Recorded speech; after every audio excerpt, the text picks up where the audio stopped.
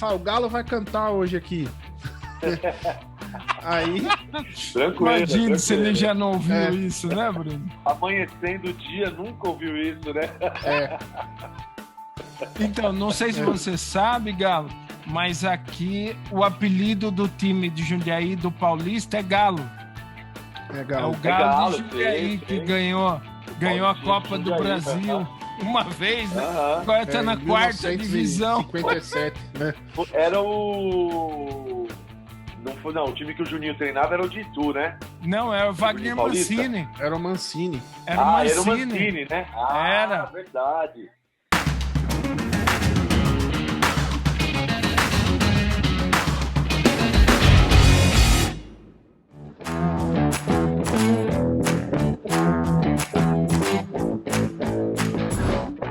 Tocou, fica. Mantém ele ali, ó. A primeira parte ela é focada no conteúdo teórico, a segunda parte é no estudo das escalas, como aplicar todas essas escalas e como montar o campo harmônico.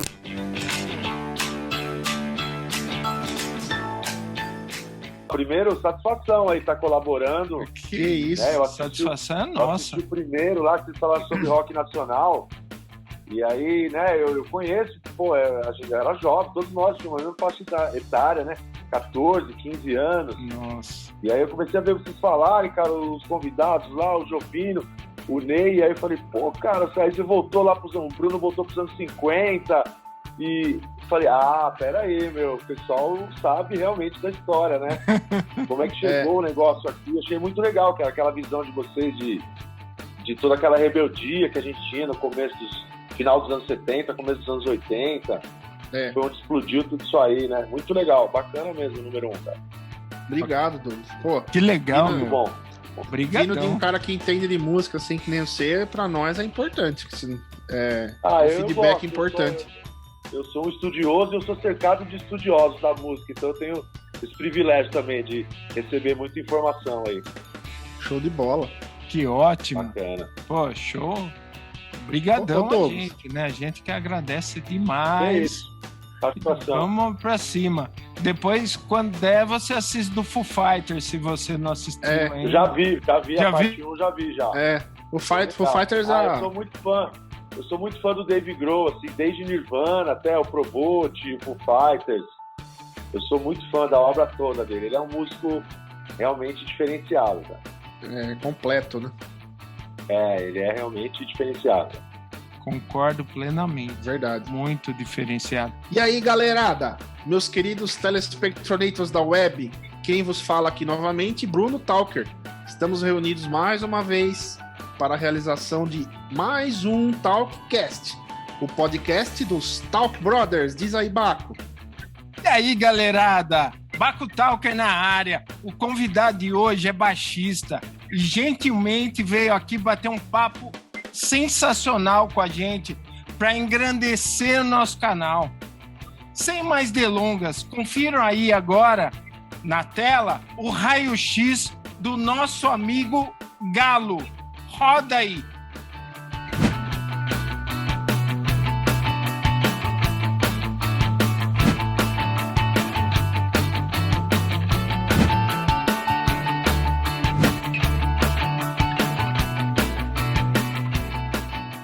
Vamos começar do início, Galo? Pergunta para todo musicista que passa aqui no nosso canal. Conta para nós um pouco da sua infância, da sua adolescência e de onde veio a paixão pela música. Bom, vamos lá. Primeiro, boa noite aí a todos, né? Prazer, uma satisfação estar aí dando uma entrevista para vocês, falando um pouco aí da minha história como músico. Eu não chego a ser um musicista porque eu nunca estudei, né? Eu sou autodidata, mas vou me incluir aí na categoria dos músicos, né? Pela longa atividade aí.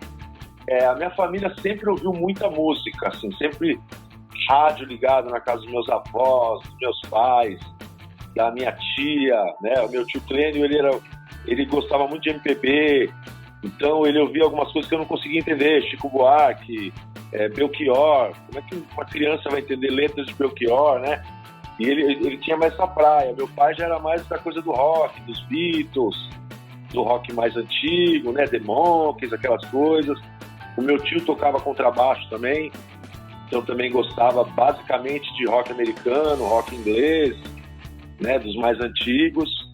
E eu comecei a minha relação com a música muito cedo, porque na escola, com 13 anos praticamente, eu conheci um amigo, que é meu amigo até hoje, como se fosse meu irmão mais velho, né, o Evandro, que hoje é o Dick Vigarista, né?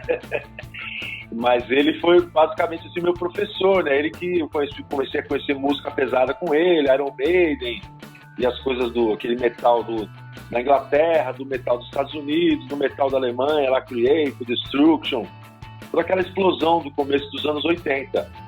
E eu comecei ouvindo basicamente isso daí. E aí comecei a conhecer a cena punk. Eu peguei um pouco já atrasado, né?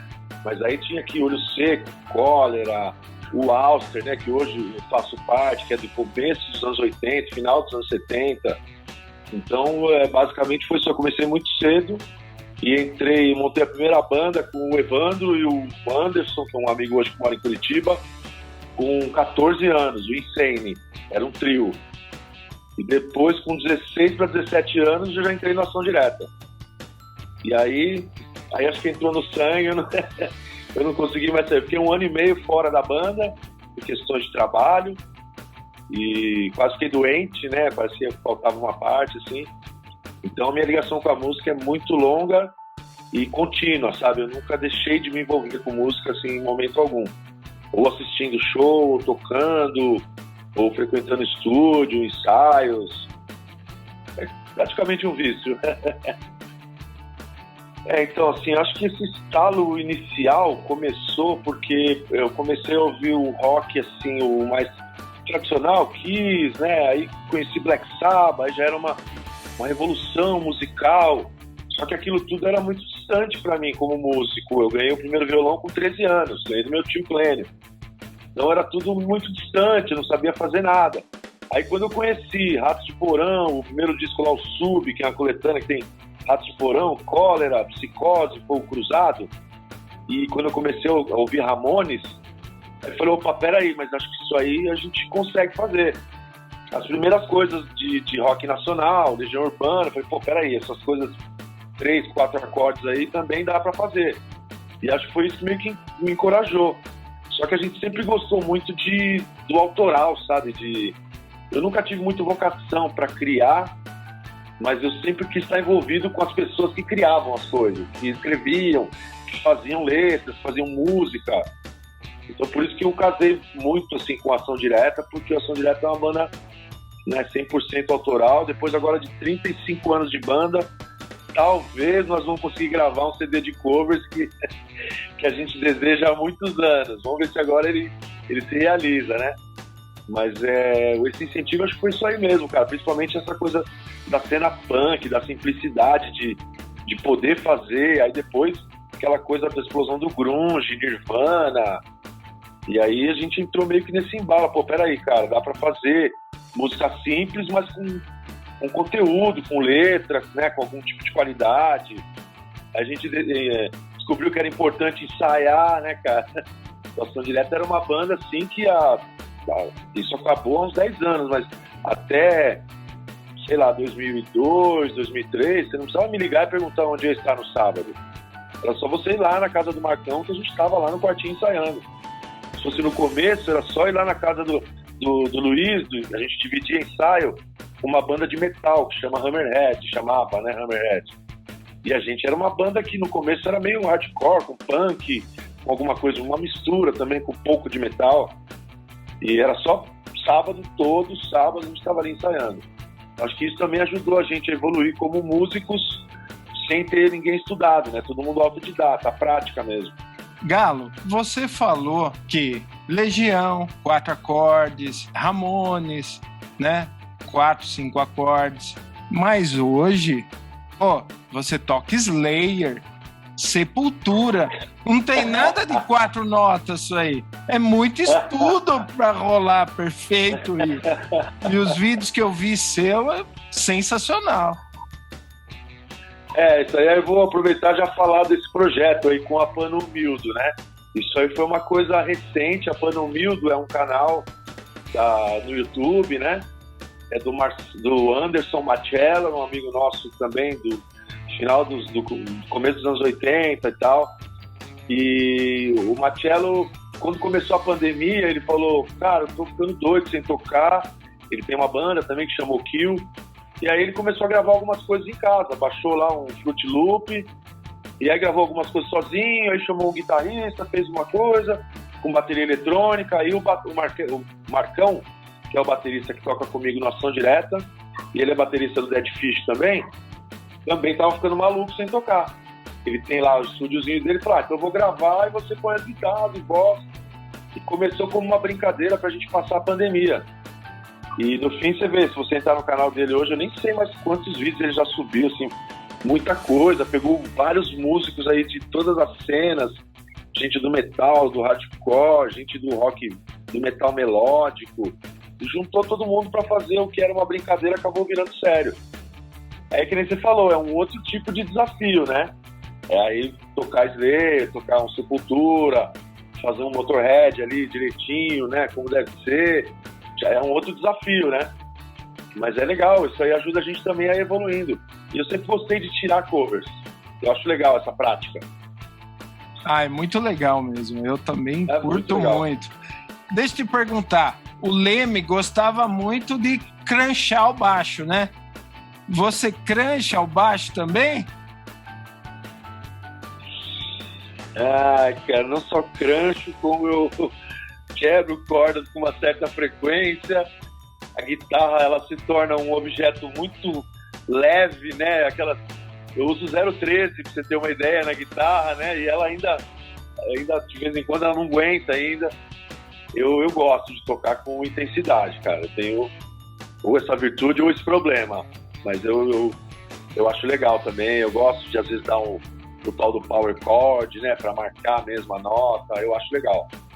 E o Leme, né?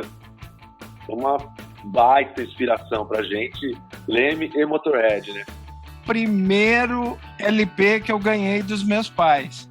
Motorhead, No Remorse, duplo, né? Álbum duplo.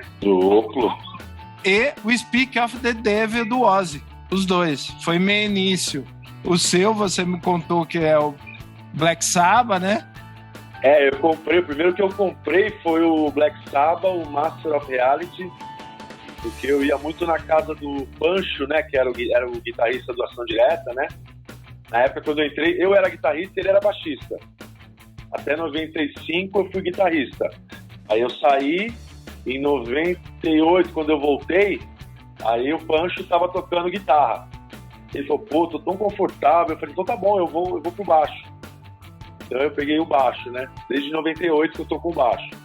Então o Pancho, eu ouvia muito Black Sabbath com ele. Aí, o primeiro disco que eu comprei foi o Master of Reality, do Sabbath, mas o primeiro disco que eu ganhei dos meus pais foi o Lick It Up, quando o Kiss tirou a máscara. E aí meu pai, aí tá vendo? Eu não preciso daquele monte de porcaria na cara. Olha, o som deles continua o mesmo, eu não preciso daquele monte de tralha. Que nem o Ney Mato Grosso, né? Foi o primeiro que eu ganhei, cara. Né? Mas o meu pai era fã de Secos e Molhados. Meu pai tinha aquele disco icônico lá com as cabeças, mas é, né, sensacional aquele disco, sensacional, né? Aquele disco, Eu já não tive essa sorte de sim ter. O meu pai gosta de Tonico e Tinoco, de Pena Branca e Chavantinho. E a minha mãe gosta de Alexandre Pires. Entendeu? Então, mas pelo menos o sertanejo do seu pai o sertanejo do seu pai, pelo menos, é o verdadeiro. Raiz, pelo né? menos, não, tem essa virtude, sim, claro. Mas tô falando, em contribuição pro rock and roll, né? Não tive sorte. Não teve essa sorte, assim. Galo, parar de chamar você de Douglas, é Galo. O Galo, você falou aí da Ação Direta. Uma coisa me chamou a atenção. Você falou, se quisesse encontrar a gente, tava na casa do fulano, tava na casa do ciclano, sempre. E a minha primeira banda, que inclusive foi junto com o Baco, eu tinha meus 13, 14 anos de idade, chamava Olhos Insanos. E era uma banda de rock progressivo, enfim, era uma miscelânea de tipos de rock, né? E era exatamente a mesma situação. Você queria saber onde a gente tava? A gente tava ensaiando, lá na chácara do meu primo André. A gente tava lá, sempre. O tempo todo, cara. Era, acho que um ou 2 dias por semana falhava. O resto era sempre ensaiando. E de final de semana a gente varava a madrugada ensaiando, porque era um local meio isolado, né? Então... Nossa, dava pra privilégio. Então, putz, foi uma fase assim que... Foi uma fase de aprendizado, assim. Porque... O Marco não, né? Ele já tinha tido outras bandas já há algum tempo. Já vinha tocando já, porque ele é jurássico, né? Então ele vem do... Tá vacinado já, né? Ele vem da geração do B.B. King, do Chuck Berry, né? Eu já venho da geração já do Van Halen, né? Já tô ali já. Uhum. Então, brincadeira, né? Brincadeira, mais ou menos brincadeira, né? Aí... Foi um aprendizado para mim, pessoalmente falando, porque eu tive a oportunidade de aprender o meu instrumento. O primeiro instrumento meu foi a bateria, antes de eu ir para guitarra, mas eu aprendia com o meu professor enquanto eu tinha a oportunidade de ter a experiência de aprender com a banda, porque são duas coisas completamente diferentes, né? Você ter a experiência de tocar com outras pessoas ali, principalmente pela primeira vez, né? Nada a ver com você colocar a partitura lá na frente sozinho e estudar, né? Não tem nada a ver uma coisa com a outra. E aí, dito tudo isso, né? Queria te perguntar, como surgiu a Ação Direta? De onde veio? Quem fundou? Como que foi? A Ação Direta... Né? Assim, o Ação Direta ele foi fundado em final de 87, outubro de 87. Na formação atual, hoje só tem o Paulo Gepeto, que todo mundo conhece como Gepeto, né? Ele é o único que está da formação atual. Na época, quem fundou com ele foi o Panda, o Maurício, né? Que é amigo nosso até hoje. Foi com a gente de road em uma das turnês que a gente fez pela Europa, né? É nosso amigo até hoje, continua nosso irmãozão. E o Dene, que era o baixista. Então, no começo, eles eram um trio. O Gepetão, esperto, já logo se livrou da guitarra e ficou só com o vocal, que é o mais fácil, né? Não tem que carregar nada, não afina nada, não precisa comprar instrumento, não compra corda, é uma beleza, né?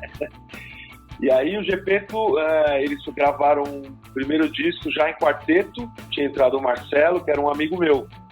Então assim, eu conheci o Ação Direta por causa do Marcelo. A gente conhecia a banda de nome, mas aí eu conheci por causa do Marcelo. No fim, o Marcelo acabou saindo da banda e eu entrei no lugar dele. E aí nós gravamos o segundo disco, eu na guitarra, o Pancho na guitarra, no baixo. Aí o Pancho já tinha entrado na banda. O Panda já tinha saído, tinha entrado um outro baterista, o Anderson. E o Gepeto continuou. Depois aí eu saí da banda e eles gravaram o terceiro álbum, que foi o Entra Bem-se o Caos, em 97. Depois eu voltei para a banda em 99, nós gravamos o Intervenção, aí já foi com eu no baixo, Pancho na guitarra, Gepeto no vocal, Marcão já, ainda na batera, que está com a gente até hoje. Depois gravamos o Revolta, em 2001, no estúdio Mr. Som, lá do Pompeu, do Eros, que é o pessoal do Corsos. E aí também foi uma baita experiência bacana pra gente. A gente já tinha tido experiências muito legais de estúdio, a gente teve sorte com isso. Em 94, a gente gravou Baseado em Fatos Reais. A gente era totalmente inexperiente, mas o produtor, o R.H. Jackson, ele já tinha gravado várias coisas. Ele era formado nos Estados Unidos. O João Gordo ajudou na produção desse disco, né, fazia parte do projeto deles. Então a gente aprendeu muito na gravação desse disco. E aí a gente conseguiu evoluir também para os próximos. Em 2003 o Pancho deixou a banda, nós gravamos o Massacre Humano, aí a gente foi para um outro lado, gravamos um sistema totalmente analógico. A gente resolveu dar essa mudada, gravar o nosso disco preto e branco, como a gente fala, né? E por último, aí nós gravamos o World Freak Show, quando o Pancho voltou para a banda. O Pancho saiu novamente e nós gravamos o último álbum já com o Denis, que é o que está com a gente até hoje, japonês, Piuí, que é o Na Cruz da Exclusão. Esse disco nós gravamos no estúdio Mr. Som, que é um estúdio relativamente novo aqui, né, de São Paulo, mas é um pessoal muito bom. O Diego, o produtor, fez um trabalho excelente com a gente. Então, assim, a gente ficou bastante satisfeito. Foi meio cansativo a gravação, sabe, meio demorada, mas ficou um resultado bacana. E a sua pergunta sobre a origem, ela teve muito a ver com aquele final do movimento punk e o começo do movimento metal. Então era aquela coisa, o pessoal queria tocar, queria compor, queria fazer música. E só que o que começou meio como uma brincadeira, a gente começou a levar a sério muito no começo a banda, aí arrumou um contrato já para o primeiro LP, em 91, pela Hellion, que era um negócio já muito raro.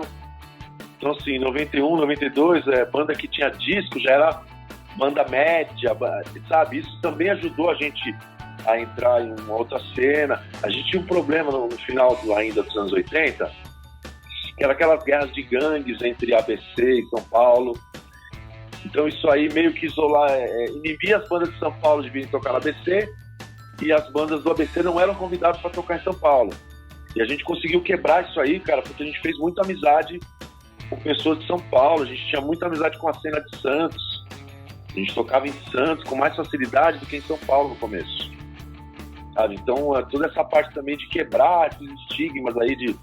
a banda é o quê? É metal, é hardcore? A gente fala, cara, a banda é rock barulhento, cara. Sabe? Vamos parar com esse negócio de subrótulos, subgrupos, subgangues.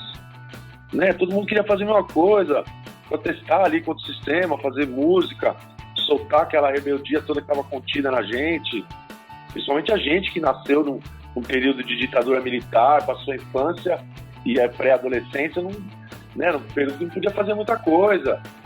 Então, acho que o começo da banda foi baseado nisso aí, com uma certa influência também, no caso nosso ali, do ABC, aquela coisa de movimento sindical explodindo, e greve de metalúrgicos, sabe? Acho que esse caldeirão todo, sabe? Uma vez eu li num livro de um dos caras do Garotos Podres, uma coisa que era a nossa realidade ali. Era uma mistura de netos de imigrantes com filhos de imigrantes nordestinos. Cara, e a gente convivia ali todo mundo junto, não tinha preconceito, não tinha barreira, não tinha divisão, cara. Era uma época bem mais divertida do que hoje, eu acho. Um corte do nosso Talkcast 01, que o card deve estar passando em algum lugar aqui em cima, que fala sobre se o rock não faz barulho, se o rock não está incomodando, então ele não está cumprindo a função social dele. Exatamente, porque nós gravamos uma live sábado passado agora, foi a primeira live que nós fizemos na vida, a gente nunca tinha feito. Na pandemia nós recebemos vários convites, mas o Ação Direta basicamente é uma banda de estrada, de palco, a gente gosta de tocar, de público, sabe? Esse é o motivo da nossa... A gente só grava disco, na verdade, para poder continuar tocando, para ter motivo para continuar fazendo show, sabe? Mas é estranho, só que assim, era uma causa muito bacana, o pessoal muito legal envolvido, e aí nós fizemos. Então pra gente foi importante, para poder também, sabe, tirar um pouco dessa energia para fora e mostrar também que o rock ele tem que fazer barulho, ele tem que protestar, mas ele tem que se envolver com coisas também que acredita. Porque não adianta você ficar na frente do computador xingando todo mundo, xingar o presidente, xingar o pai, a mãe de todo mundo e não fazer nada ali na prática, né, cara? Então, assim, sabe, o Gordo tem a ação dele já há muito tempo lá, o Atitude Vegan. Então, o Gepeto, quando pode, vai lá, dá uma força. Então, eu acho que legal, essas pessoas hoje têm muitas células se envolvendo com isso aí, que aí é um outro tipo de barulho, eu acho, entendeu? Quando esse envolvimento com causas, com coisas mais ligadas à cidadania, podem trazer muito mais para a cena, para a população, para a juventude, do que só quebra-pau e crítica por crítica, entendeu? No início, o sonho seu é entre o underground e ser um rockstar? Então, cara, eu acho que, de verdade, essa coisa do rockstar, nunca passou pela nossa cabeça. Por quê? Porque a nossa opção com relação ao estilo musical, as nossas opções na hora de compor, na hora de escrever, não tinham nada a ver com o mainstream, com um produto do rock que poderia ser vendido como um Titãs. Não digo que não tenha qualidade, mas assim, era um negócio de qualidade, com conteúdo, mas que tinha uma fórmula ali básica do rock para ser vendido.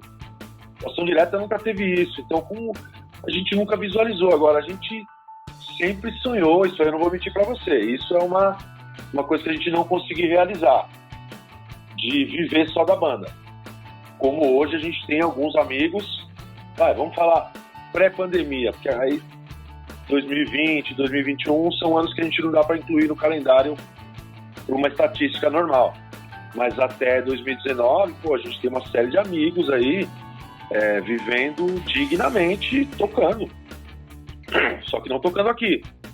Tocando aqui, tocando fora, fazendo turnê mundial, rodando o Brasil inteiro, de avião, de busão, do jeito que dá, de van. Entendeu? Só que a gente tinha uma série de amigos na estrada, divertindo aí a molecada que gosta de show ainda, que gosta de música ao vivo, e vivendo uma vida relativamente digna. Então isso aí a gente também não conseguiu. Por quê? Porque quando a gente teve as duas oportunidades que eu acho que nós tivemos, o trabalho falou mais alto e a segurança do trabalho falou mais alto para todo mundo.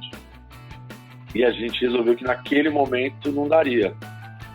E aí hoje, todo mundo casado já, então, aí virou um hobby mesmo, assim, só que é um hobby que a gente leva muito a sério. Então, na verdade, não é um hobby, é uma paixão mesmo para a vida. Eu tenho uma pergunta em relação a uma conversa que a gente já teve, que eu me lembro. A gente estava trocando ideias sobre as composições, né, da Ação Direta. Você estava me contando e você comentou uma certa vez que uma pessoa acho que até de outro estado, não me lembro agora, chegou até você de alguma maneira e disse: poxa, a poesia do Ação Direta me ajudou na minha vida pessoal, né? Sim. Tava em depressão ou algo assim, e aquilo lá me deu uma motivação, me colocou pra cima. Eu lembro que você me contou aquilo com uma alegria, assim, de ter dever cumprido, assim, né? Você cumpriu a função ali do artista, né? Na verdade, é tocar o coração do ouvinte, né? É verdade. E aí falei, poxa, do que fala o Ação Direta? Eu sei que cada álbum deve ter uma abordagem de um tema diferente, né? Às vezes uma pegada diferente também, mas no geral, assim, na carreira do Ação Direta, do que trata a banda? Qual é o conceito da poesia da banda, assim? Bom, então deixa eu primeiro esclarecer para você, para eu não ficar como usurpador, né, do verdadeiro do verdadeiro dono aí do fato, né? Que na verdade assim, essa história foi no interior de São Paulo, né? E é um conhecido nosso, um amigo. Aí o nome não vem ao caso, né? Mas ele anda sempre com a namorada, são fãs de Ação Direta, a gente conhece, então acabam virando nossos amigos. E a gente estava conversando, e aí, na hora que ele saiu, o Gepeto, que é o vocalista, que faz as letras do Ação Direta, basicamente, até o último disco, do penúltimo para trás, sempre foram divididas entre o Paulo, o Gepeto, e o Marcos, o Pancho. Eles fizeram, assim, 95% das letras. Eu fui fazer letra pro Ação Direta no último disco só, né? Então a minha parte sempre foi mais envolvida a ajudar na composição.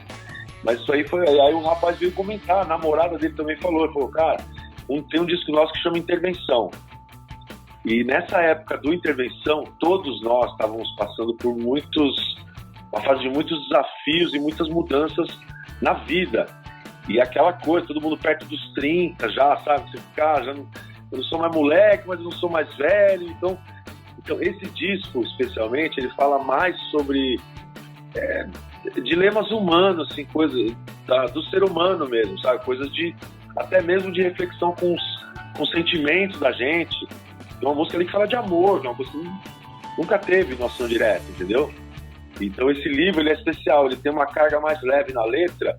Por quê? Também porque foi influenciado muito pela primeira turnê que a Ação Direta fez na Europa. Então, em 97, eu não estava nessa turnê. O Gepeto e o Pancho voltaram com uma carga, primeiro emocional muito forte, de ter conseguido realizar a ida da banda, de ter conseguido fazer lá 14 shows lá em 30 dias, sem preparo nenhum, sem ideia. Chegaram lá achando que iam fazer turnê de trem. Até que algum punk lá em Portugal falou: vocês estão loucos, vocês têm que alugar uma van, como vocês vão de trem? Sabe? Então, assim, aí eles voltaram com uma bagagem muito grande dessa cena europeia, que era uma coisa muito da coletividade, do estilo de vida alternativo. Não é daquela coisa de não gosto do capitalismo, mas tudo bem, eu vou continuar pagando o carnê no meu carro do ano. Não, assim, lá eles não gostam do capitalismo e anda de ônibus, e anda de metrô e acabou. Então, essa coisa voltou, e o Intervenção tem muito disso aí. Então eu acho que é o disco que tem as letras mais variadas e muitas das coisas, das inseguranças humanas, das nossas coisas do dia a dia mesmo, da cabeça humana. Entendeu? Fala muito sobre liberdade, fala muito sobre a recuperação que a gente tem que buscar dentro de nós mesmos, muitas vezes. E assim, aí para te falar das letras do Ação Direta, é muito difícil, porque o Ação Direta tem realmente letras sobre muitas coisas. Mas a gente gosta hoje o Ação Direta, eu digo para você, já há muitos anos, as letras são menos panfletárias e mais no intuito de provocar reflexões, entendeu? Então o nosso barulho é mais no sentido de provocar reflexão. E algumas que a gente xinga mesmo à vontade, uma coisa ou outra, que aí não tem jeito. Não, fora só para eu complementar, que uma coisa que não tem como ficar de fora é sempre a cena política atual, o que a gente está vivendo. E aí também tem que vir por partes, que em 94 as nossas letras falavam de algumas coisas, em 97, 99 de outras coisas, e hoje nós temos que falar de outras coisas. Mas a crítica à política, ao sistema político, essa coisa das desigualdades, de raças, de gêneros, isso também sempre teve muito presente nas letras do Ação. Legal. E, Galo, de onde surgiu o nome Ação Direta? Então, aí nós temos que perguntar para o Maurício Panda. Foi ele que criou o nome. Eu lembro que eles tinham alguns nomes meio chulos, meio estranhos para a época. E eu não lembro se foi uma ideia da cabeça dele ou ele tirou de algum fanzine, alguma coisa. Porque no começo da banda a gente tinha muito essa cultura do fanzine, né? A gente se informava muito sobre bandas lendo fanzines. Entendi. Então eu não tenho certeza se foi da cabeça dele ou se foi que ele tirou de algum fanzine. Mas o nome Ação Direta veio do Panda, Maurício. Entendi. Eu achei que tinha a ver com eleição direta, alguma coisa assim daquela época. Não, porque aí quando a banda foi montada, a gente já estava teoricamente, já num regime democrático, né? Não teve a ver. E uma vez também me perguntaram se tinha a ver com Ação Direta, que era uma manobra, uma coisa usada pelos fascistas nos anos 20, nos anos 30. Então eu falei, não, pelo amor de Deus, cara, nada remete a gente a esse período, por favor. Mas Ação Direta é um baita nome, eu acho um nome forte, né? Eu, antes de eu ser da banda, quando eu montei a primeira banda e a gente acabou escolhendo o nome de Insane, eu ficava pensando, todos os nomes legais já escolheram, Ação Direta. Um baita nome, né? Eu também sempre achei um nome legal. E a gente acabou, Bruno, meio que internalizando isso na gente, porque tudo que aconteceu com a banda, até hoje, foi através da Ação Direta. Tudo, cara, tudo que aconteceu, tudo. Eu tenho uma frustração grande em relação ao nome de banda. Porque todas as bandas que eu já participei... Olha, não vou falar. A primeira era legal. Olhos Insanos é um nome bom. Olhos Insanos é um nome... porque tem a ver com aquela questão daquela música do Nenhum de Nós, né? Camila, onde tem uma parte que ele fala Olhos Insanos, né? E a letra Camila é uma letra bem forte, né? Que fala sobre uma menina que foi abusada, né? Então, era uma letra bem reflexiva. Então, eu gostava desse nome.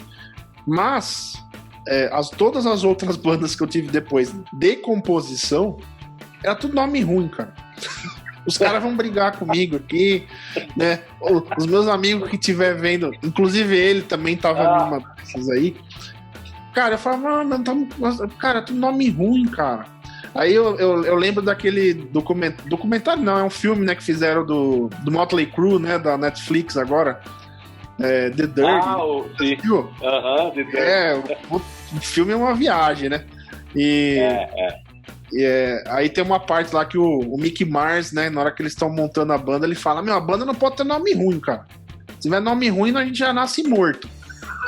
E eu lembro muito dessa banda aí que a gente era uma banda boa, mas tinha um nome muito ruim, cara. Muito ruim. Tanto que não deu certo. Aí como era o nome da banda? Não era ruim, não. Agora eu vou ser assassinado. Era Anjos do Rock. Cara, nome ruim, cara. Aqui eu já entrei na banda, a banda já existia, então eu não tinha como poder de voto pra sugerir a mudança do nome da banda, né? Pô, talvez alguma banda vão descobrir. Uma banda em São Paulo. Teve uma banda em São Paulo, agora eu não me recordo se algum dos membros era do ABC ou se todos eram. Chamava Anjos dos Becos. Eles fizeram um barulho aqui na cena por um período, cara. Então, mas é o que eu sempre falei. A gente também fez. A gente chegou até a ter fã-clube, cara. Só que era pop rock, né? Mas a gente tava meio que embarcando naquela onda do CPM no começo dos anos 2000 ali, sabe? Era um estilo bem parecido. Mas mais pro melódico. Os covers não. Os covers eram mais no metal. Era Roxette, Scorpions, Avril Lavigne, mas as composições eram mais estilo CPM, né? Algumas baladas e tudo mais. Mas o nome Anjos do Rock, né? E aí agora deve ter integrantes da banda que, se assistir isso aqui, deve estar descobrindo agora que eu não gostava do nome. Revelações. Com certeza. Mas eu não gostava mesmo, cara. Mas assim, porque a minha raciocínio é assim, cara. As únicas bandas que colocar o estilo ligado ao nome, né? Ali no nome da banda propriamente dito, né? Só banda de samba, cara. Que é a harmonia do samba, é não sei o que do samba, é não sei o que do pagode. Não tem, por exemplo, assim, é o Motorhead do rock. É o Metallica do rock. Não, cara, você não fala que você é do rock. Você é do rock e pronto, acabou, cara. Porque rock é verdade, né? Rock é, você chega lá, dá as caras e acabou, aí protesta e quem não gostar, se lasque. Aí você tem que falar que você é do rock, aí já virou pop, entendeu? É que aí tinha muito a ver, Galo, porque não eram só homens, né? Tinha duas garotas que tocavam. A batera e a baixista, que a batera era a vocalista também, além do vocalista que você viu lá, o Giovanni, era dessa banda também. Então eram eu, o Bruno e as duas irmãs. Então o Anjos foi mais pensando nisso, entendeu? Para dar uma equilibrada. E o do rock eu até concordo com o Bruno, né? Que ele falou que é difícil, né? Ter banda com nome de estilo, fora harmonia do samba, esse tipo de coisa, né? Mas, soava legal você falar, entendeu? Anjo do Rock. Pô, era legal na rádio, era legal. Ninguém nunca reclamou assim, falou isso pra gente. E o Bruno, depois de 20 anos, né, que ele falou, que a gente não sabia também disso, tá? Eu fui revelar agora, faz pouco tempo que eu comentei com o Marcelo isso aí. Pra quem não sabe, o primeiro nome do Baco é Marcelo, né? Aí eu fui falar, ô Marcelo, cara, eu não gostava desse nome aí não, cara. Aí os caras, mas como assim, velho? A banda durou alguns anos, a gente fez muito show, né? Compunha muito, abrimos show do Ira. Foi uma trajetória bacana, sabe? Mas legal, realmente se divertiram durante, né? Sim, foi legal. Chegamos a um empresário capitaneou a gente ali durante um tempo, arrumando show. né? Armou uma estrutura ali pra gente, né? Com van, com... Tava começando a ficar legal. Na estrada, né? Pra poder cair na estrada. Tava começando a ficar legal. Mas daí, por algumas imaturidades da nossa parte, que era proveniente da nossa idade também, que a gente tinha ali 20 e poucos anos, né? Acabou que não foi pra frente. Mas foi um período de bastante aprendizado, foi legal. Isso sempre acontece e eu nunca sou avisado com antecedência do que ele vai fazer, entendeu? Simplesmente ele faz e aí ele me deixa. Ele chega com alguma surpresa. É impressionante, esse é o Baco. É que você tá conhecendo ele agora, mas eu já não me espanto. Aí, ó, arrumou uma touca do Alster, ó. Só precisa arrumar ela, né? Tá parecendo um negócio esquisito aí. Vamos falar do Alster agora. Agora podemos falar. Então, vamos falar. Devidamente trajado. Vamos lá. Não, eu vou falar pra você que até hoje, cara, eu ainda acho que quando a gente sobe no palco sem as máscaras, né, e a gente vira ali no cantinho, aí coloca as máscaras, e aí vira e começa a fazer barulho, né? Eu acho que até hoje a coisa das máscaras, ela ainda é forte, assim, é meio chocante, porque a gente sempre atrela isso a, né, terrorismo, a coisas não muito boas, né? E é engraçado que os meus parceiros de banda, cara, eles são uns amores de pessoas, assim, sabe? São seres humanos maravilhosos. Só que, assim, a gente tem esse canal que é pra gente realmente poder ali é o lugar onde a gente pode realmente fazer o protesto sem o medo da crítica. Eu não quero saber o que vão falar, quem vai gostar, quem não vai. Entendeu? As letras são polêmicas, são mesmo, são com esse intuito. Incomoda algumas pessoas, ok, o objetivo do Alster é esse mesmo. Né? Então é uma coisa assim, um negócio que eu sempre fui fã da banda. Pra mim foi muito legal o convite. E eu vou dizer pra vocês hoje que é a minha terapia musical mais intensa é com o Alster. Que legal isso. Hoje a gente tem muito mais atividade hoje com o Alster. A gente tá com uma salinha também que o João paga lá por mês, o baterista. Então a gente tem muito mais frequência hoje de ensaio do Alster do que do Ação Direta. Olha, toda arte é uma forma de expressão, né, Douglas? E o artista, né, nós músicos, né, autodidatas, pode ser de qualquer estirpe aí, né? Pode ser o cara da música clássica, pode ser o cara autodidata do hardcore, do thrash metal, pode ser o cara que toca em orquestra. Todo mundo que tem a paixão pela música tem a necessidade de se expressar, né? Através dela. E é uma necessidade de quem ama verdadeiramente a música, a gente tem essa coisa assim, né? Por isso que a gente busca tanto a composição. Porque é através dela que a gente trabalha as coisas que passam por aqui no nosso interior, na nossa mente, né? E a gente leva... E o objetivo, né? Você falou de objetivo, achei legal essa palavra.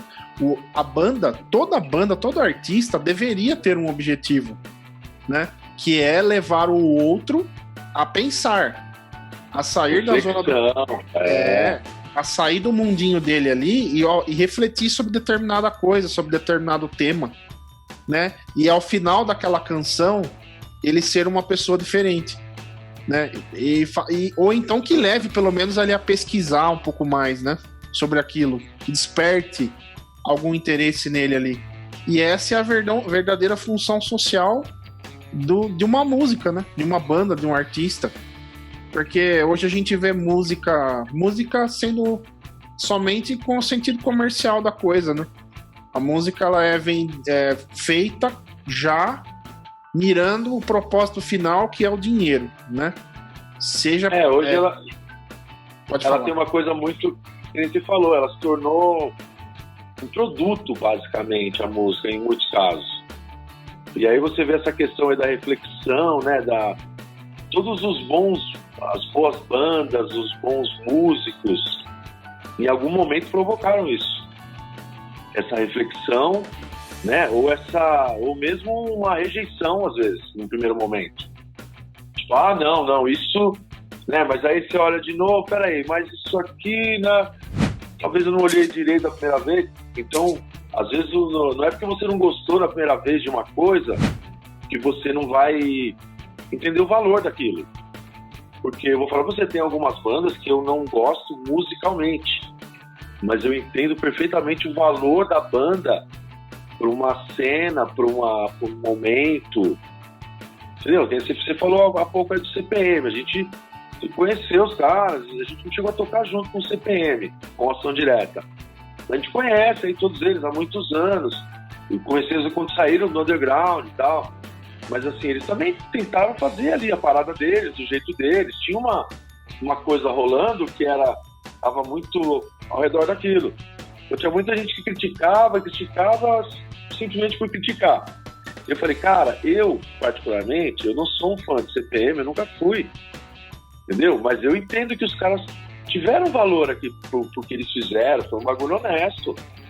Entendeu? O menino lá, Luciano, trabalhava na MTV, todo mundo ali fazia suas coisas, já envolvido com música. Então, tem o seu valor, tem muita coisa na MPB que eu não gosto, musicalmente.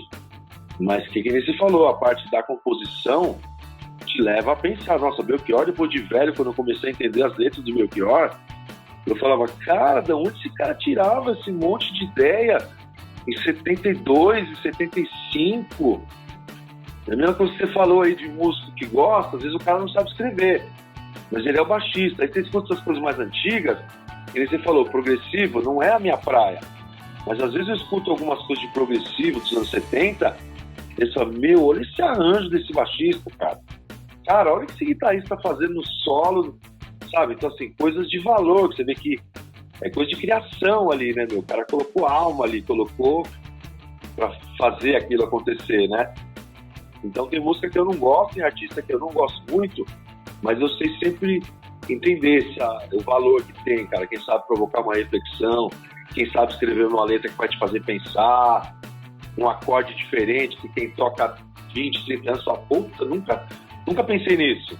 O interessante, por exemplo, assim, eu também não sou muito fã de MPB, mas alguma coisa eu até gosto, assim, né? Eu escuto às vezes. Mas e reconheço que ela tem o seu valor musical e cultural, né? E tem músicos excelentíssimos, né? Tocando MPB, assim, né? E isso a gente tem que reconhecer.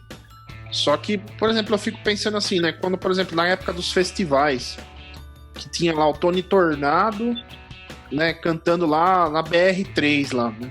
Vamos lembrar dessa daí. Você acha que, eu fico pensando, ele quando compôs essa música, você acha que ele pensou em dinheiro, em lado comercial? Com certeza não. Era algo que passava mesmo dentro do coração dele, e ele quis externar isso daí e levar as pessoas a refletirem sobre aquilo. E como consequência ele fez sucesso, porque era bom, ele fez sucesso. Mas aí é onde eu quero chegar, né? Hoje muita coisa boa não tem essa mesma oportunidade.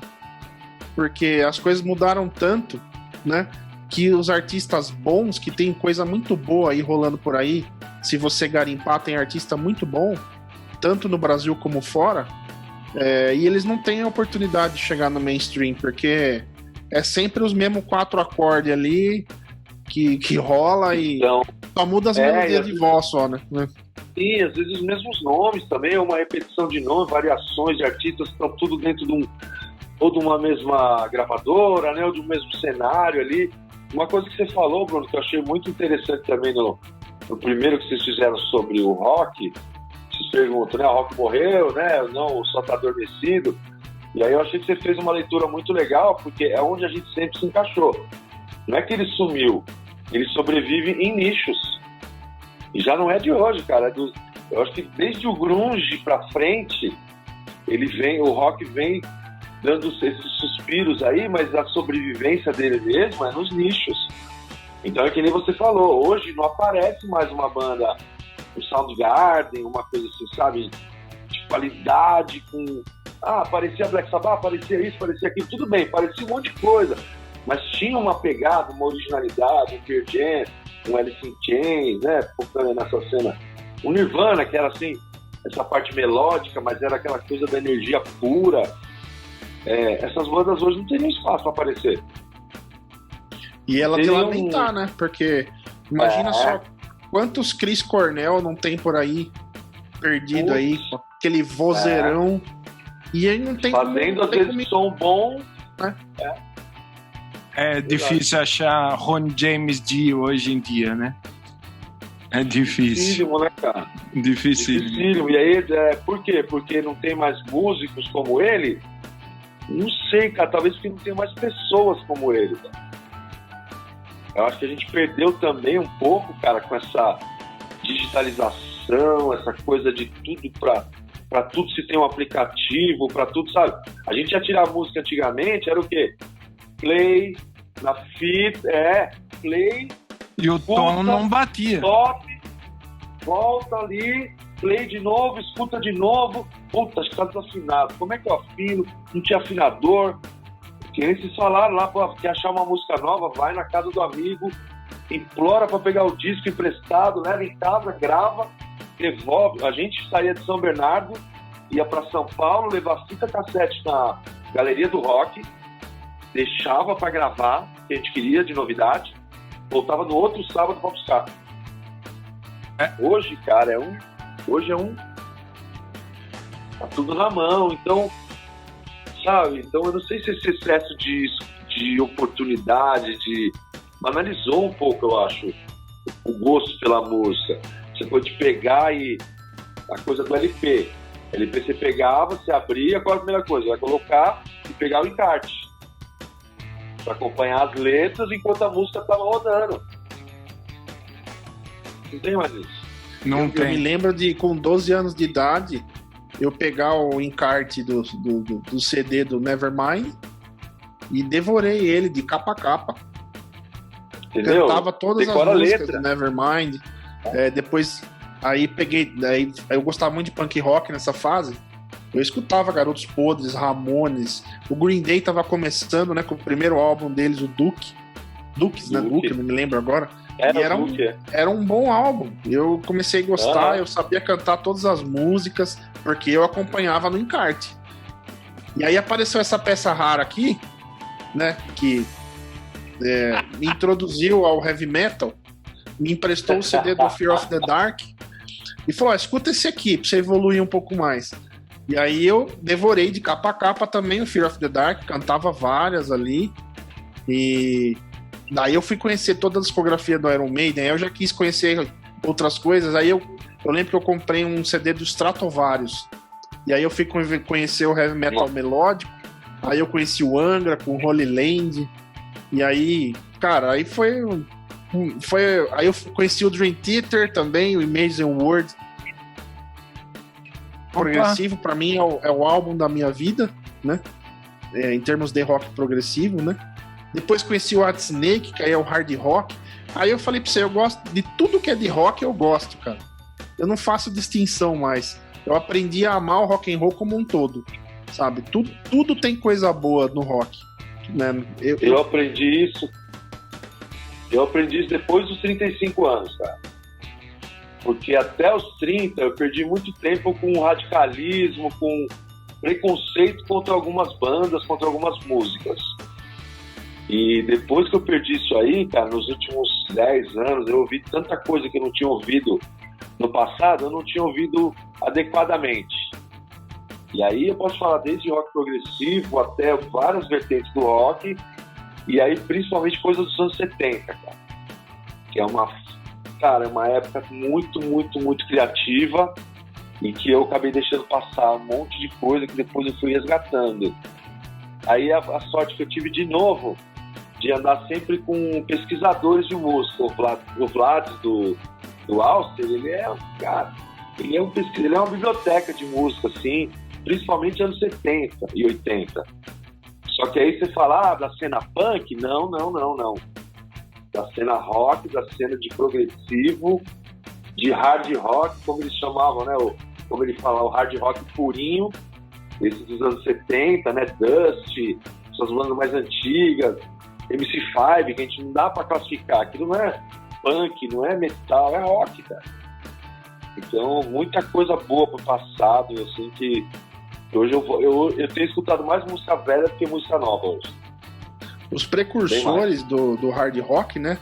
Que eu costumo falar assim, que os caras dos anos 70, Thin Lizzy, Kansas, esses caras assim, meu, tem que tirar o chapéu pra esses caras, porque eles não tinham uma referência de nada. Aí era coisa da criação pura, né? Que nem você falou, é a criação purinha. Porque hoje a gente pode chupinhar daqui e dali, né? Não, a gente é um verdadeiro chupinho, né? Nada se cria. Você pode pesquisar hoje, né? Eles não tinham nem onde pesquisar. Exato, mas o cara ia tirar, por exemplo, um rococó na guitarra lá, da onde? Né? Da onde? Ele era uma criação realmente totalmente ali do coração do cara ali, né? Da percepção dele. Sabbath. Por isso que quando eu conheci Black Boston, Sabbath a primeira vez... Boston. Pô, cara, aquela... More Than a Feeling, né? Pô, eu acho essa música espetacular, cara. Onde que o cara tirou aquelas partes rítmicas da guitarra, tudo né? Virou clássico, né? Eternizou essas músicas, meu, elas não tem mais, só temporais, né? Eu senti isso muito, pra mim, o primeiro impacto que eu tive foi realmente com o Black Sabbath, assim, cara, eu nunca ouvi nada, até hoje, assim, mas na época, quando eu vi jovem, assim, foi um negócio muito fora de tudo que eu conhecia, e também depois isso me intrigava, da onde esses caras pesquisaram, o que esses caras ouviam pra... Entendeu? Aí essa é a parte que eu tenho ali de acesso das coisas, de umas bandas antigas que a gente... Pô, a banda... O Dust, por exemplo, cara, é uma banda que deve ter influenciado muita gente, mas é uma banda que ninguém conhece. Blue Chair é uma banda do final dos anos 60 para os 70, já tinha essa coisa de guitarra distorcida, mas, puta, nunca tinha nem ouvido falar, cara. Tanta coisa que ficou para trás. Os Beatles e os Rolling Stones, nos anos 60, eles trouxeram muita coisa do rhythm and blues e do próprio blues junto com eles, né? Eles ainda estavam amadurecendo as composições deles. Sempre foram muito boas, de passagem, né? Mas eles estavam naquele processo de amadurecimento ainda, né? Que na minha opinião, na minha humilde opinião, né? Os Beatles atingiram o seu auge ali na fase do Helter Skelter ali, que eu acho muito legal. Do álbum branco, né? Exatamente, na minha humilde opinião, né? Então...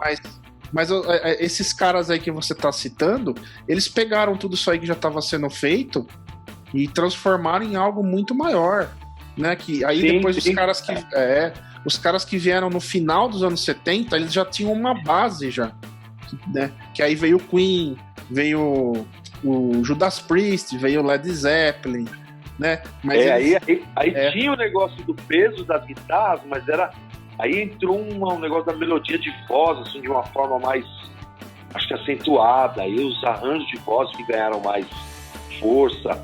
As produções também começaram a ficar, acho que, mais legais. Aí acho que isso também começou a fazer a gente sentir mais o peso mesmo das gravações, das guitarras, bateria, tudo muito grande, né? Isso aí também acho que fez diferença. Eu já escutei nenhuma nem duas pessoas falar, o Baco vai concordar comigo, que existe guitarra pré-Ed Van Halen, pós-Ed Van Halen, né? A gente até falou, acho que isso aqui em algum Talkcast a gente já deve ter falado. Porque eu tenho um amigo meu que fala que até hoje, se não fosse o Ed Van Halen, a gente ia estar com aquele som meio de ruído de cacho de abelha da guitarra do Robert Plant lá dos álbuns dos anos 70, lá do Led Zeppelin. Pode ser mesmo. Solando daquele jeito que era muito bom, né? Mas era um jeito peculiar ali dos anos 70, né? Com muito bend, com muitas técnicas ali de pentatônica, né? E tudo mais. E o Ed Van Halen chegou e falou, mano, vamos fazer assim que o negócio vai modernizar. E realmente mudou, né? Na minha opinião, ele é a terceira revolução. O Robert Johnson com o violãozinho dele lá nos anos 20. E aí, cara, o que vinha do blues antes daquilo e o blues depois daquilo, porque falando de violão, né? A primeira revolução na guitarra, pra mim, foi o Jimi Hendrix, cara, não tem jeito. E a segunda foi o Ed Van Halen. E aí depois, cara, tiveram centenas de outros guitarristas muito bons. Mas acho que de revolucionar mesmo, de colocar um negócio único, eu acho que foi o Robert Johnson lá nos anos 20, o Jimi Hendrix depois, ali nos 60, e o Ed Van Halen nos 70, 80, cara, que aí realmente são os caras que revolucionaram, né, alguma coisa. Concordo com você, Gal. Concordo em gênero, número e grau. Bom, vocês falaram de LPs, né? O primeiro LP que eu fiquei babando, olhando tudo, que nem vocês falaram, foi Summer Rain Time, do Iron Maiden. Aí eu via tudo. Acho que o meu timbre, na época, veio um pouco desse álbum, que foi a primeira vez que o Iron Maiden colocou coros e um pouco de flanger também nas guitarras. Antes era muito cru. Aí o hard rock farofa, né, que a gente fala, né, ele tem essa pegada do corozinho, né, um pouquinho de coros, que aqui no Brasil eu gostava muito do Elcio Aguirre, né, do Golpe, que eu sou apaixonado, adoro Golpe, assisti uns 3, 4 shows do Golpe, sensacional. Só um minuto, a gente teve uma experiência, a gente gravou o Revolta, que nós gravamos lá no Pompeu e no Eros, lá no estúdio Mr. Som, nós gravamos com o cabeçote do finado Elcio Aguirre, cara. Alugamos com ele, o Marshall. Nossa, e o Elcio manjava pouco de ampli, né? Puta que pariu. Ele tinha uma parede, né? De qual vocês querem? Tem. Mas que som que vocês vão gravar? Cara, genial. A gente teve o prazer de conhecer o maluco, gente boa demais. Nossa, que legal. Eu só conheci ele na Feira da Música. Conheci ele lá, muita gente boa. Ele, o Tafo, né? O Tafo já foi eu acho que ele foi ele foi muito influenciado pelo Ed, né?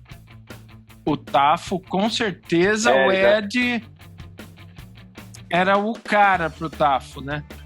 O Tafo tinha um tapping assombroso, né?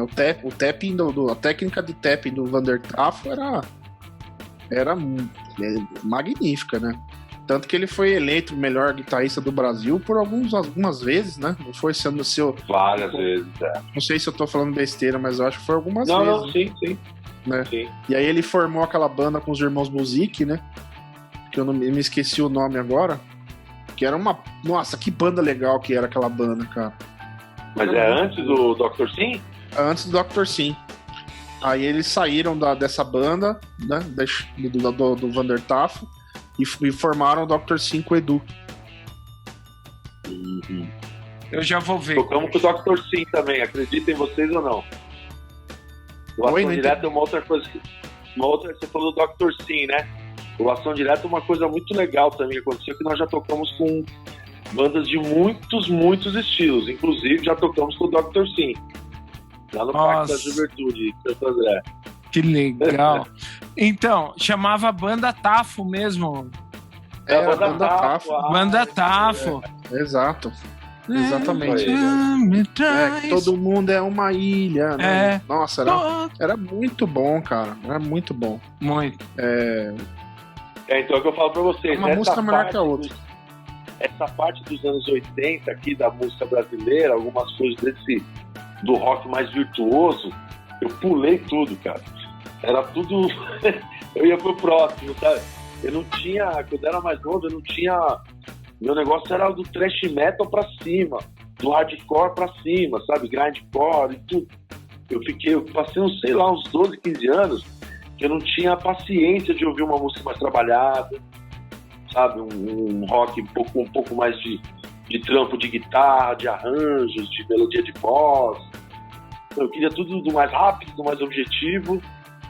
E também, então, tem alguns artistas que eu conheço a importância, mas não conheço o trabalho que nem você, assim, a fundo, sabe? É louco isso, como músico, né? Na minha adolescência, eu tinha um pouco desse extremismo, assim. Eu gostava de todos os tipos de heavy metal, né? De heavy metal e de punk. Então era música extrema, né? Vamos dizer assim. Mas metal tem tem música muito trabalhada, né? Então não Uhum. acabava tendo também o lado trabalhado do rock, né? Mas eu só gostava disso. Então quem trazia pra mim, por exemplo, vamos pegar aqui um exemplo de um cara, sei lá, um Steve Ray Vaughan, que é sensacional. Eu botava eu olhava assim, pô, mas cara, cadê a distorção pesada desse cara, mano? O cara não tá esmirilhando nada na guitarra, mas o cara tem uma técnica refinadíssima. Precisa, né? Precisa, cara. Ele, entendeu? E ele tem a forma dele de ser virtuoso, né? Com muita técnica, refinadíssima, né? Sem falar que canta muito, né? E aí, Então, mas eu acho hoje eu consigo apreciar isso, mas já tive muita dificuldade também. Eu também. Eu acho que um pouco vem com o passar dos anos também, viu, cara? A gente vai evoluindo e aí a gente começa também a ter um pouco mais de paciência para escutar coisas que a gente não escutou no passado e um pouco mais realmente de entendimento, cara, de que não... Puta, cara, a música é um negócio muito, muito, muito amplo, então não dá pra gente ficar enfiando em caixinhas, né, cara?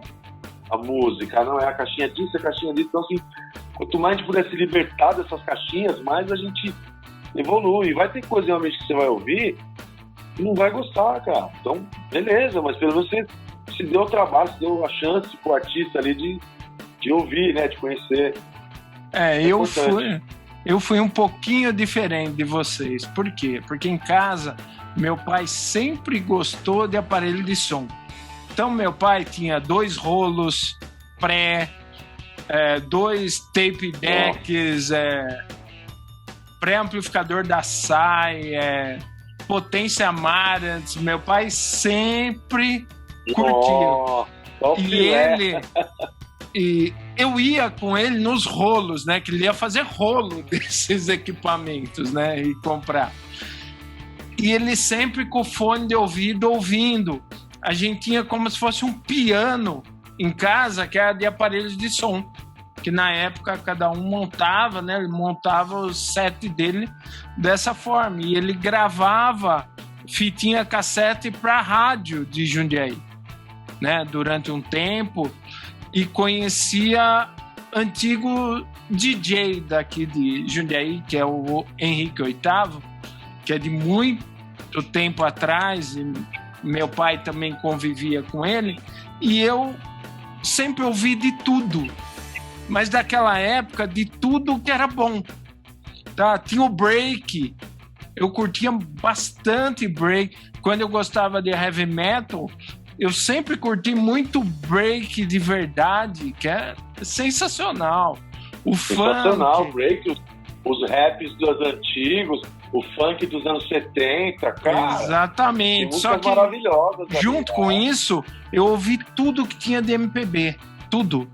Então eu conheço tudo, desde Gal Costa, Simone, Roberto Carlos eu amava. Gosto até hoje, curto pra caramba.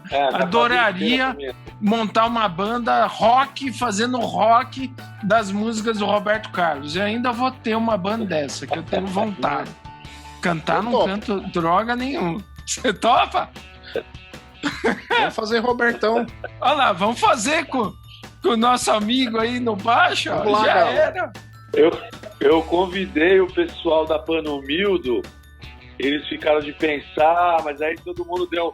Eu falei pra ele, cara, além de eu queria gravar um Roberto Carlos, falei, mas tem que ser uma música que tenha a ver com a gente, uma letra. E aí os caras, mas qual? Eu falei, será que tudo que eu gosto é ilegal, é imoral ou engorda? Eu falei, tem que ser essa música, cara. E aí os caras, pô, legal, tal, legal, mas ficou por isso mesmo, sabe? Não eu aconteceu. curto muito Você Não Serve Pra Mim. Você não serve várias, pra mim. Eu vou te falar então uma outra, cara. Essa é de infância. O primeiro show ao vivo que eu assisti, eu devia ter 10 ou 11 anos, foi no ginásio de Ibirapuera, um show do Roberto Carlos, cara, com a minha mãe e com meu pai. Nossa, que foi legal. O primeiro show que eu vi ao vivo, o Rei lá no Ibirapuera, um som devia estar horrível, porque no Ibirapuera, lá dentro, para tirar um som do ginásio é complicado. Mas, o ginásio do Ibirapuera lotado, foi a primeira experiência de música ao vivo. aquela coisa lotado, meu, um calor, a minha mãe com aqueles abanadorzinhos da Antártica, que era patrocinadora, sabe, do evento. E você vê, coisa de que eu tinha, sei lá, cara, 10 ou 11 anos. Ficou gravado na minha memória, como era legal esse negócio do show, do evento, chegar, pegar fila. Muito exato, legal. A memória Robertão, afetiva, né, que a gente fica mesmo, demais, né? Faz muito bem pra gente. E então eu gosto de muito MPB. Não, eu chamo assim de MPB extremo, tipo Chico Buarque, umas coisas não vai. Mas um Lilás do Djavan, pelo amor de Deus, é espetacular. Eu conheci. Não, completa, desculpa. E como eu também toquei em band de baile, band de reggae, já toquei em vários estilos, tá? Então eu tenho essa visão ampla, assim, da harmonia, esse tipo de coisa, e coisa que é legal, tipo, Djavan, palco do Gilberto Gil, é espetacular tocar esses sons, né? Então, mas o que eu amo é hard rock. Não adianta. Pra mim, o Bruno sabe. As composições dele pareciam CPM, coisa assim. As minhas já iam mais pro hard rock. Não adianta. No Anjo do Rock, as minhas eram... Vamos abrir um parênteses, que as minhas composições quando eu tinha 20 anos de idade, tá? Hoje as minhas composições não tem nada a ver com CPM, tá? Sim, hoje... Sim, bem claro. Hoje em dia as composições... Porque hoje em dia eu escuto CPM com uma memória afetiva de quando eu tinha 20 e poucos anos de idade e eu escutava. Mas não que fosse minha banda predileta, mas eu escutava, né? Mas as minhas composições hoje todas vão pro lado mais daquele rock and roll mais cru, né? Daquela rock and roll com riff. E lembra em certa forma assim o Foo Fighters.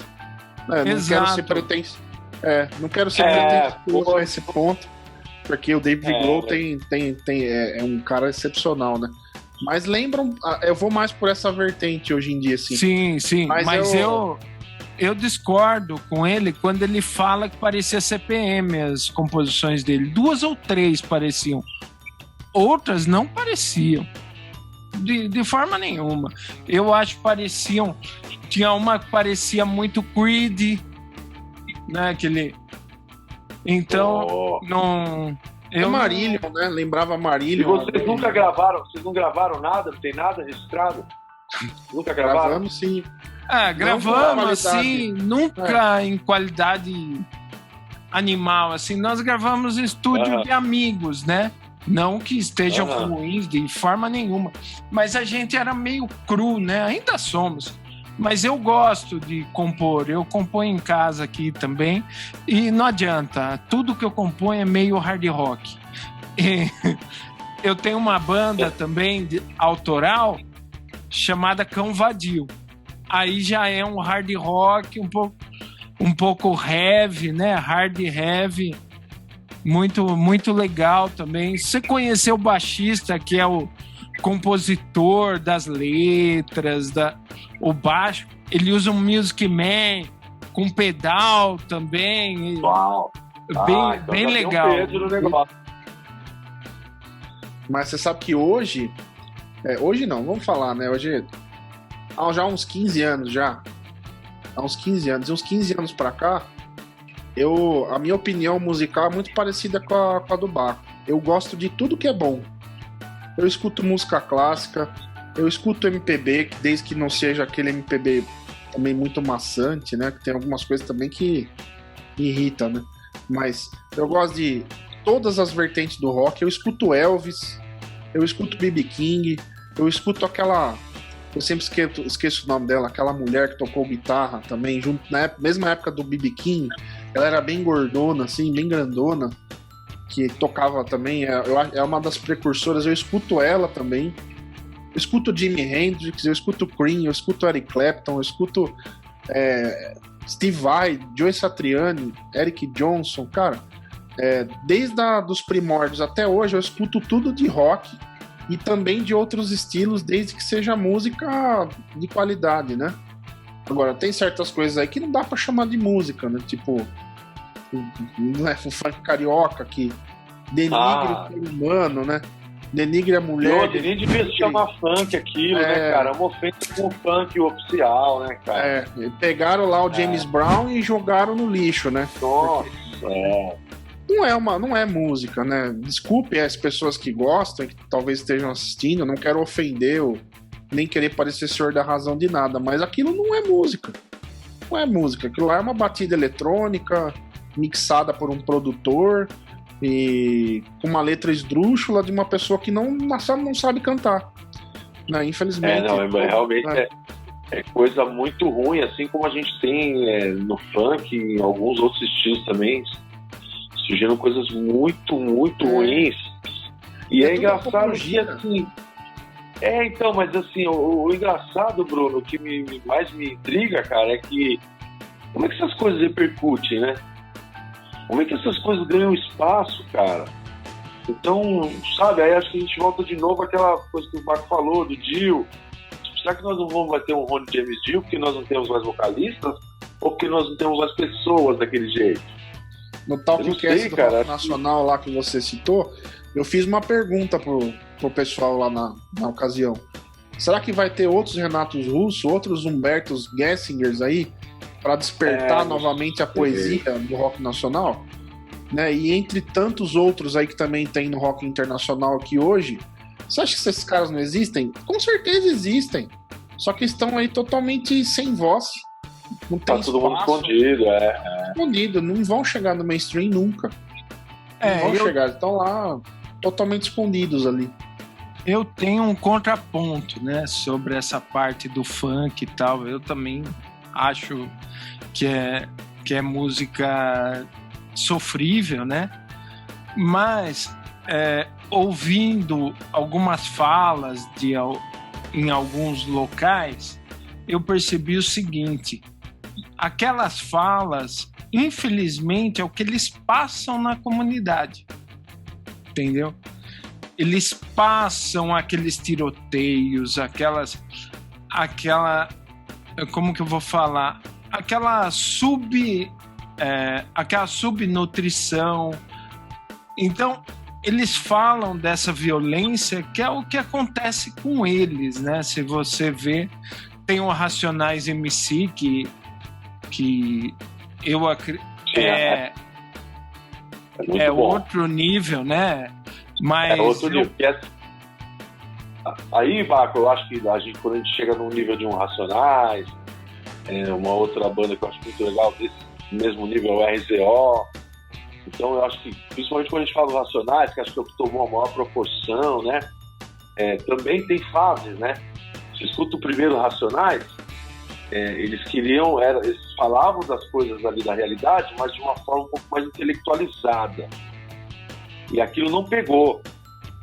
E aí, quando que o Racionais realmente pegou para todo mundo, e aí pegou e dominou a favela, e dominou Morumbi, dominou Moema, e dominou o Brasil inteiro. Não foi uma música que ficou só na favela. Foi quando eles começaram a falar essa coisa do dia a dia de uma forma mais explícita, mais... É que ele falou, é a realidade do humano, do moleque que tá ali, tá vendo aquilo tudo acontecer no dia a dia.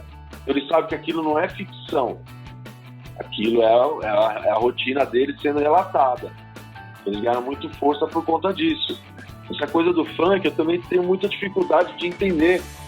Cara, mas de onde saem essas letras e tal? Porque aí tem essa coisa da rotina sofrida do cotidiano, mas tem um outro lado que é de ofender as mulheres, cara, de colocar... É isso que eu quis dizer. Cara, mas também, será que não é porque eles veem lá no dia a dia dele? A mulher como um objeto, simplesmente. Cara. Então, assim, não é nada. De repente, esses moleques não criaram isso, é o que eles têm realmente ali. E eu acho, complementando o meu comentário, né, antes do Baco falar, eu vou falar aquilo que eu percebo, tá? visito muito as mídias sociais, né? Procuro ficar informado em relação aos assuntos. E o que chega na grande mídia para as pessoas consumirem é o funk ligado ao sexo. Todas as letras são ligadas ao sexo, com palavras bem esdrúxulas, assim, quase que sexo explícito, entendeu? E a mulher ali fazendo movimentos extremamente ali, que parece que tá numa relação, entendeu? A dança em si.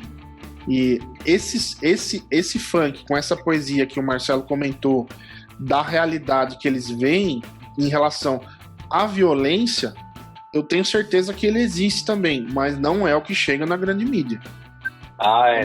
É mais segmentado para as pessoas que realmente querem consumir aquilo e que buscam. Mas o funk que chega para as pessoas consumirem nas rádios e nos programas de TV é o funk ligado ao sexo. Somente. É isso que eu quis dizer. Banaliza totalmente o ser humano. No caso, o homem é aquele que tem que pegar o máximo de mulher possível, e a mulher ela tem que ser né? Não tem nem outra palavra para falar que não seja vagabunda, a maior vagabunda possível, né? É bem mais ou menos isso que está sendo pregado ali. Mas se a gente levar para a época do El Chan, por exemplo, é essa a ideia. Se você levar para a época do rock, do Kiss, quantas mulheres eles não pegaram durante a vida e pegam até hoje?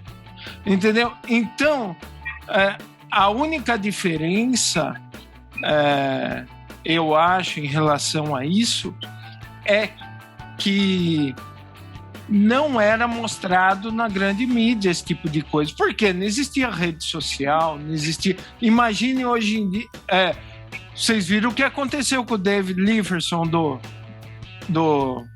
Megadeth, que foi mandado embora por causa de um nude que ele mandou para uma menina, e a menina mandou mensagem, falou não, foi de comum acordo, tal, ela já era maior de idade, ela falou, né, ela desmentiu que começou com 17 anos. Então, é complicado isso. Sim, eu entendo que artista sempre atrai o sexo oposto, tanto mulher como homem. E cada um faz da sua vida pessoal o que quiser, né? Quiser pegar um monte aí, problema de cada um, né? Agora, não tem como você comparar o conteúdo poético que é cantado no funk com o Kiss, né? Pelo amor de Deus, velho. Não dá, né, cara? Você vai pegar lá o Psycho Circles lá, Forever, que são músicas mais românticas, né? O Forever, principalmente, o Psycho Circles, música mais, vamos dizer assim, uma mais pop, né? Vamos dizer assim, do Kiss, assim. E tem tantas outras, cara, Rock and Roll Night, entendeu? O cara tá falando de farrear, de festa, de curtir a vida, mas não de uma forma explícita, que nem, por exemplo, você pega esses caras aí hoje aí do Vitão e Luísa Sons, aí esses caras aí que eram do Whindersson Nunes lá, né, que traíram a confiança do cara lá, e esses dias aqui, não é nem que eu consumo esse tipo de conteúdo, que eu não gosto. Imagina, mas apareceu o anúncio pra mim num vídeo do YouTube, um trecho do clipe da menina, e a menina falando assim, não é qualquer um que dá tapa na minha raba. Cara, desculpa, mas não dá pra comparar o Kiss com isso aí, velho, não dá. Não, concordo, não dá, mas, por exemplo, se você vê o Motley Crue, a vida tá lá no Netflix, né, agora, tá lá no Netflix. Então, mas eu concordo. Motley Crue era cruel. Eu acho, cara, que você bombear, os caras estavam... Na época do Motley Crue da vida, ou do Kiss, ou essa coisa do movimento, assim, da atitude das mulheres em si, era uma coisa. Hoje, e assim, com o passar dos anos, as próprias mulheres começaram a tolerar isso cada vez menos. Então, pra mim, por isso que eu acho mais bizarro, né, que eles falaram, menina tá cantando, não é qualquer um que dá tapa na minha raba. Então se fala, cara, até ela tá completamente fora de um contexto hoje de respeito com o próprio corpo dela, com o fato de ser mulher. Mas eu acho que isso, cara, se não for extinto, isso vai ser eliminado com o passar do tempo, porque a tolerância das mulheres para isso está diminuindo. Eu acho que eles vão achar cada vez menos mulheres sujeitas a fazer esse papel. E aí talvez os caras vão ter que começar a escrever sobre outras coisas. Exato, vamos... A gente espera mesmo por isso, cara, mas por isso que é tão surreal que a gente falou, cara, como é que nos dias de hoje, com as mulheres brigando tanto por direitos iguais, realmente por coisas importantes, por respeito ao corpo e tudo mais, ainda tem tanta gente consumindo um troço desse, cara. Você fala, parece, é que nem ele falou o negócio do cara do Megadeth, cara. Meu, uma hipocrisia, assim, gigante, cara. Muita gente falando uma coisa contra e consumindo aquilo ali nos bastidores. Sei lá, estamos vivendo momentos difíceis, viu, cara? Muito, a geração mimimi é complicado. Vamos mudar um pouco. Vamos curtir um pouco agora. Conta um pouco da excursão pela Europa, algum bastidor legal. Você participou de algum bastidor interessante que possa falar na frente da sua mulher? Sim, não, quanto a isso não tem problema, cara. Nosso negócio sempre foi, o nosso envolvimento é com a música e com o público mesmo, de verdade, cara. E as nossas mulheres sabem disso, por isso que a gente vive tocando aí pra cima e pra baixo, viu, cara? Mas a gente tem algumas cenas assim, algumas passagens assim, engraçadas. Uma que a gente não tem como a gente esquecer, que foi uma coisa assim, que marcou muito a gente, foi o do Metaleiro Sem Nariz. Essa história já até algumas pessoas conhecem, né? Porque o Marcão já falou isso na MTV uma vez, mas realmente nós tocamos uma vez num lugar e o cara não tinha nariz. Ele tinha só aquele osso, assim, sabe? Aquela coisa meio de filme de terror. Então, quando a gente chegou, já foi meio que um choque. Nossa, vocês viram, né? A gente foi discretamente, sabe? Aquela coisa que você não consegue olhar direto, muito forte.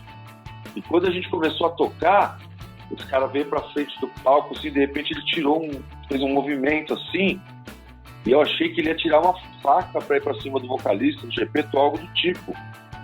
E eu nunca vou esquecer disso, que na época, o primeiro pensamento foi assim, bom, eu vou virar o baixo, segurar no braço dele e soltar o corpo na cabeça do cara. E aí que eu pensei nisso, que eu vi que o cara tava fazendo uma dança com um topo, assim, uma madeira. E esse cara sem nariz, cara, ele ficou lá a noite inteira. Então, assim, foi uma das coisas mais surreais que a gente viu, que chocou. Depois, dias depois, na Holanda, a gente viu um cara que usava um alargador, como o pessoal usa na orelha, aqui, assim, ó.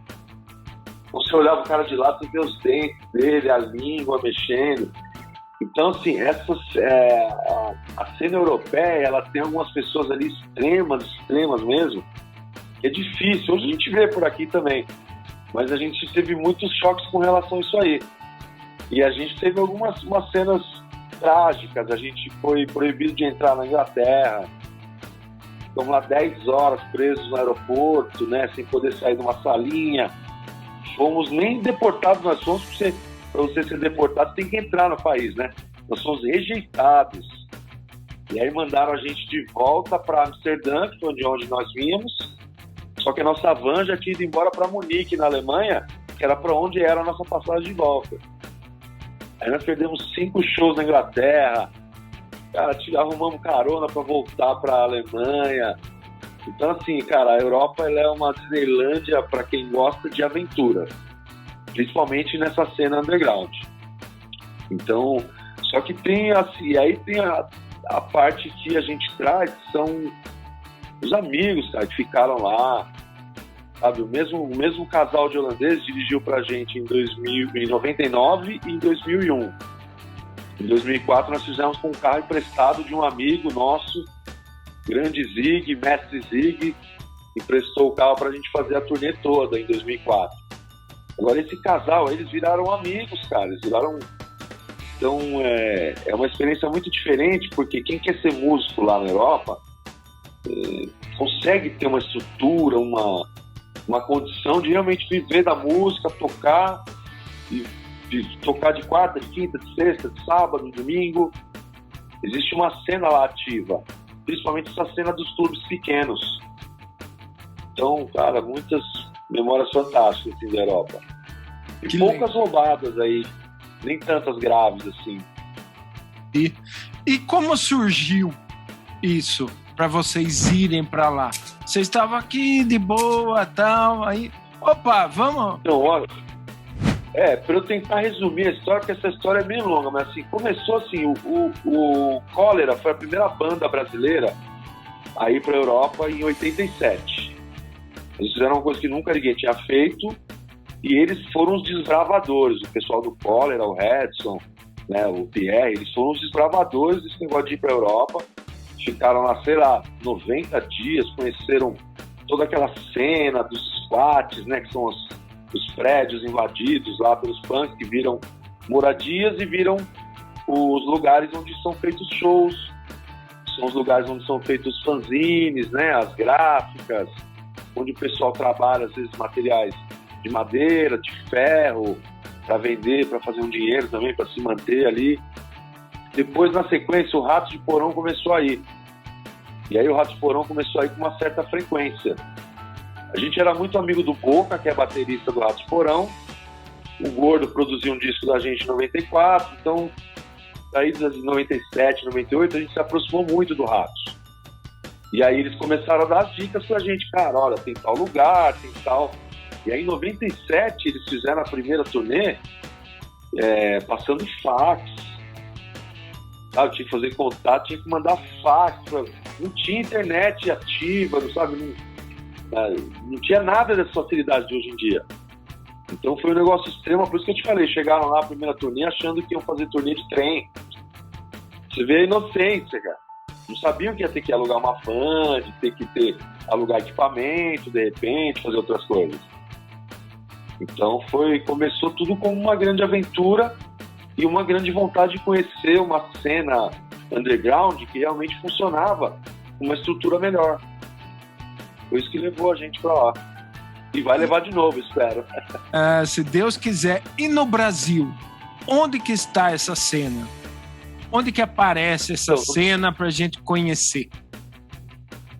O Brasil, para eu ser sincero, assim, no começo da carreira da Ação Direta, quando eu entrei na banda, em 92, a gente desbravou o interior de São Paulo inteiro. Aí toda a cidade você pode imaginar, Jundiaí, Sorocaba, São José, Bebedouro, Bauru, Mocó, cara, muita cidade, né, que a gente ia tocar em praça, realmente, em salãozinho pequeno. Então, eu acho que essa cena underground no interior, ela ainda existe hoje com menos força para música barulhenta. Também por quê? Porque hoje eu percebo que as pessoas vão menos a shows, tá? Em todos os estilos. Perdeu-se um pouco, cara. A gente ia em show praticamente toda semana. Tinha muito show, muita oferta de show. Então hoje os shows, ou eles são os grandes, ou eles são aí as coisas pequenas espalhadas no underground. Mas a gente, recentemente, aí a gente começou a sair fora de São Paulo. Então a gente já fez muita coisa legal. Goiânia é uma cidade muito legal para tocar. Brasília é legal, mas não é legal para o underground. É legal para ir lá tocar num festival, numa coisa grande, mas o underground lá não é legal. Santa Catarina, o underground é muito legal. Minas Gerais, o underground é legal. E a gente teve experiência que a gente nunca tinha tido. Belém, cara, Belém tem um público rock assim, surpreendente. Macapá, a gente foi tocar em Macapá e tinha um público rock enorme. O Nordeste, Recife, é uma cidade extremamente rock. Então tem uns lugares que a gente acha que não tem nada. Vamos tocar em Tocantins, cara, um bar muito legal. Na mesma semana lá tocou o Marcelo Nova, tocou, sabe, alguns artistas maiores e levou Ação Direta, também foi legal. Então é que nem tem vários nichos aí, mas o Brasil, principalmente fora das grandes capitais. Entendi. Agora, uma coisa que tá na minha cabeça agora, ok, underground, não é show grande, ninguém paga muito bem, eu acho, não sei. tô falando de Não, Alegre. E como vocês viajam tanto, por exemplo, pelo Brasil inteiro? É tudo custo por vocês? Não. Hoje a gente pode dizer que o Ação Direta, já há alguns anos, é uma banda de autogestão, vamos dizer assim. A gente gera a grana que a gente vai usar para a banda. Todo mundo sempre trabalhou, então a Ação Direta ele nunca foi nossa fonte de renda, em momento algum. Só que há muitos anos a gente decidiu que a banda tinha que se autossustentar. Entendeu? Então, assim, todas as vezes que a gente sai fora de São Paulo, é por conta do contratante, o transporte e a nossa hospedagem, a nossa alimentação, sempre. Então, assim, o cachê pode ser R$1.000, pode ser 2.000, pode ser 5, 10 mil num evento de prefeitura, mas o cachê é sempre coisa baixa, 1.000, 2.000, 3.000 no evento melhor, porque, que nem você falou, o pessoal não consegue lotar casas e não consegue colocar um ingresso a R$200, R$150. Então é uma realidade diferente. A gente fez muito show por bilheteria, que atualmente ou é uma roubada ou você tem que fazer com uma pessoa da sua extrema confiança, porque tem parceiros sérios que organizam eventos sérios, divulgam, levam gente pro evento e depois você consegue fazer uma divisão no final da noite e todo mundo ir embora com custo pago para casa. Mas essa coisa a gente nunca abre mão. A hospedagem sempre por conta do contratante, alimentação e o transporte. Fora do estado, normalmente de avião. Mas a gente já foi de van para Santa Catarina, para Minas, para Rio de Janeiro, um monte de lugar a gente já foi de van. Ó, e aí, vou falar uma coisa boa para você. Vocês não estão ganhando mal, tá? Que uma banda tocando na cidade ou a cidade do lado até 100 quilômetros, para ela ganhar 1.500 é difícil, tá? Bem difícil. Não, eu sei, a realidade do underground. Por isso, Baco, que em um determinado momento a gente chegou à conclusão que era melhor nós tocarmos menos, mas com mais qualidade, em eventos de melhor qualidade, do que a gente ficar tocando toda hora e ter esse tipo de frustração, cara. Porque às vezes se você não consegue bancar o custo da viagem, a gente toca em Campinas, vai de carro, não tem problema, toca em Jundiaí, vai de carro. Só que, tem que pagar meu transporte, minha gasolina, tem que pagar meu pedágio, tem que pagar meu lanche, então não vou sair de casa, cara. E isso a gente acha que várias bandas ajudaram a criar esse conceito de, espera aí, de graça não dá mais. É perfeito, porque a gente tocou muito tempo, eu principalmente, por coxinha, por Coca-Cola. Nossa, né? Baco, a gente cansou de fazer isso com Ação Direta, e não foi uma ou duas vezes não também, foram assim, dezenas e dezenas. Só que chegou em um momento que a gente falou, ok, foi legal? Foi muito legal, porque senão nós não teríamos feito. Se não fosse desse jeito, não teria sido feito. Tinha virado só plano. Mas hoje não dá mais. Exato. E quem não é músico aqui, galera, não sabe, mas a gente vai para um show para ganhar 100, 150 reais e leva 30 mil para tocar. Entendeu? Instrumento, equipamento, entendeu? É assim ou não é, Galo? Tá barato, com certeza. Então, Galo, a gente pode pensar o seguinte: só quem tá nessa vida é porque curte tocar, porque curte a música ou curte o instrumento, né? Porque todo mundo fala, eu não ligo muito pra letra, né? Às vezes eu nem sei do que tá falando, mas eu curto o instrumento, então eu vou tocar às vezes sertanejo, porque eu gosto da música? Não, eu gosto do instrumento, eu gosto da guitarra, eu gosto do som que eu vou tirar, da curtição com os amigos, né? Tocar em casa é legal? Mas o legal é estar lá ouvindo a batera do seu lado, o baixo, os perrengues. Tipo, em casa você pode errar, você pode ter várias chances, né, para fazer. No show, não. Você tem uma chance só. Ou você acerta ou você erra. É isso que leva a gente a praticar, né? Por isso que a gente ensaia, por isso que a gente treina, né? Exatamente, tem mas chance pra replay, né? Não tem replay. é replay. E a dor de barriga... Concorda, Baco? E você concorda que as bandas que a gente passa a respeitar mais, no meu caso, as bandas que eu passei a ter mais respeito foram as bandas que eu vi grandes shows.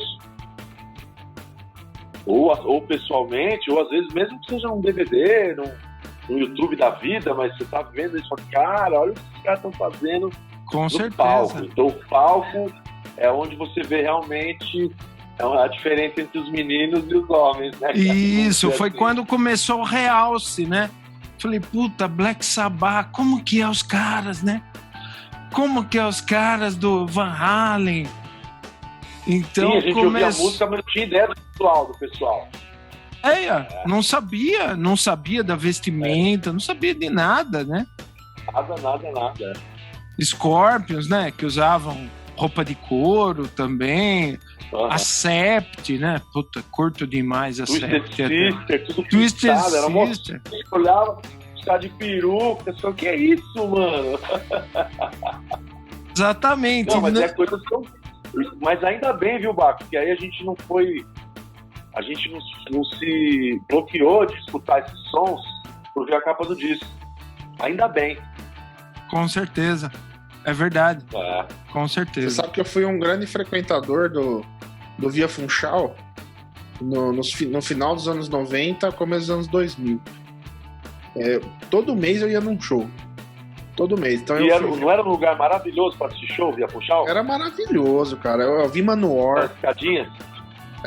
Putz, era perfeito. Eu vi Manowar. Eu vi o Angra na época do Edu Falaschi. Eu vi Halloween 2 vezes. Gamma Ray. Eu vi um do Joe Satriani também. Eu vi. Nessa mesma época eu vi o Metallica no Pacaembu. No começo dos anos 2000. Levei bomba de xixi na cara aquele dia. Não preciso nem contar como é que fizeram, né? Joga pra cima e cai na cara do primeiro. Infelizmente caiu em mim. Foi maravilhoso. O Via Funchal era maravilhoso. Eu peguei shows lá mas também, não via... peguei Motorhead. Cara, eu vi tanto show bom lá. Vi o Rhapsody lá. Que hoje o vocalista que era do Rhapsody, hoje é vocalista do Angra, né? Putz, cara, eu vi muito show bom lá. E foi um divisor de águas pra mim também, ver todos esses caras ao vivo. Uma pena que fechou aquele lugar, porque aquele lugar era muito bom. Sensacional. Cara. Eu vi ali, ó, Slayer, 2 noites seguidas. Eu vi um show do Motorhead ali, maravilhoso, que eu acho que uma das últimas vezes que eles vieram pro Brasil, foi o show mais rock do Motorhead que eu vi. Eles já estavam segurando um pouco a velocidade, porque o Leme já não conseguia cantar do mesmo jeito. Então foi fantástico. Assisti um show do Social Distortion lá, que foi fantástico. Assisti um Bad Religion lá também, que foi sensacional. Aquele lugar era muito bom pra ver show. Eu já vi, mas no Olympia e no Palace, né? Eu vi Dio. Também vi vários aqui, né? Vi Ron James Dio. Vi Steve Vai. Vi Joe Satriani. Vi Scorpions. Vi aqui na Adler o Scorpions de novo. Vi o Bruce no Chemical Waiting. Nossa, que show que foi aquele. Vi Kiss. Sozinho? E teve um que a gente foi junto, Baco. Teve um que a gente foi junto na Adler e Vinhedo, que a gente foi assistir Deep Purple, lembra? Sim, a gente viu quantas músicas? Eu acho que umas 3, 4 músicas. A gente foi no horário errado, velho.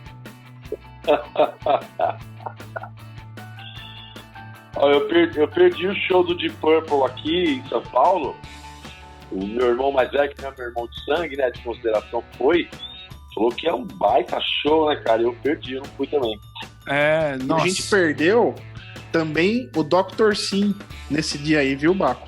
Porque hoje, olhando no YouTube, você vai ver que esse show que a gente chegou no final, eles abriram o show pro Deep Purple. Nossa, eu vi Dr. Sim aqui em Jundiaí e vi também abrindo o show de Steve Vai. Eu vi o Brutal. Foi no show do Steve Vai, foi o Brutal. Nossa. Eu lembro que o Steve Vai falou o Brutal assim... é o que tem Isolated, né? É. Não. A Isolated é o primeiro. É o primeiro? E pra mim é o primeiro, melhor solo. Não. É o melhor solo de todos do Edu, pra mim é do Isolated. Mas tem tantos bons, né? Nossa. É tudo animal. Tudo animal. Então, e esse daí, eu lembro que contaram pra mim, ou eu vi em alguma entrevista, que o Steve Vai elogiou o Edu tocando, né? Nossa, como você consegue tocar nessa velocidade? O Edu falou, mas você que é o rei ou mestre, alguma coisa assim, eu lembro que ele falou. Foi espetacular. Só não gostei da mixagem desse show, que tava a guitarra de Steve Vai umas 5 vezes mais alta que a banda inteira. Então parecia karaokê, você só ouvia a guitarra nesse show que eu fui. Putz, que pena, hein? Às vezes faz uma falta um produtor ali na mesa pra corrigir um defeito desse, né, cara? Exatamente, mas porra, um show do Steve Vai, né? Estranho, muito estranho isso. Eu sofria muito em banda de baile, né? Porque os cantores põem a voz lá no 7, não é no 0 dB, é no 15 dB e a gente fica no menos 10. É complicado, né? É complicado. Então, foi uma coisa que a gente aprendeu na Ação Direta depois de uns 10 anos de banda, cara. O quanto é... Por isso que a gente fala que hoje a Ação Direta... quantas pessoas são? 4? Não, 5. Mas a gente sempre vê os 4. Não, mas nós somos 5. Somos nós 4 e o cara tá na mesa de som ali tomando conta do negócio pra gente. Porque não dá, cara. A gente, todas as vezes que a gente se meteu pra ir em lugares melhores, com uma condição e tal... Sem técnico de som, você se lasca, cara. Que aí o cara que alugou o som vai lá pra mesa. Às vezes o cara que alugou o som, ele faz forró, ele faz sertanejo, ele faz... E aí chega lá aqueles conceitos assim, é rock, cara, o bumbo tem que ser alto e a voz tem que ser lá em cima. Aí você chega no show, você escuta só bumbo e a voz do cara lá em cima, o resto tudo embolado. Exatamente. Aí no nosso caso, é música barulhenta, rápida. Aí você não entende nada mesmo. Não entendo. Então a gente negocia, a gente reduz o nosso cachê o que for necessário, mas nós precisamos levar o nosso técnico de som. Por quê? O cara conhece o som da gente, ele conhece a gente, primeiro que a gente ganha tempo quando ele tá junto, e todo mundo que vai assistir vai entender o que tá acontecendo. Sim. Deixa eu fazer uma pergunta. Você já tocou no Aquarius? Eu toco no Aquarius lá, o som é espetacular, o técnico de som é demais. Nunca fui lá. Você parece banda gigante, assim, né? O Aquarius E no Casebre também é muito bom. Eu toquei no Casebre nós tocamos uma vez no Casebre, era um show do aquele Dino Casares, o guitarrista que ele era do Fear Factory. Aí ele montou essa banda, ele chamava Assassino. Ele tocou também no Brujeria. É tudo banda barulhenta, mas esse cara, quando ele veio com Assassino, nós tocamos, mas aí naquele palco menor lá do Casé. Tem o palco grande e o palco menor das bandas B, né? A gente tocou nesse palco menor. Tá. A qualidade excepcional, cara. É animal. Casebre lotado. Eu toquei no grande, nos dois. Puta, é demais, é muito legal. É legal, é um lugar bom. Bom, e tocar com o transmissor lá é demais.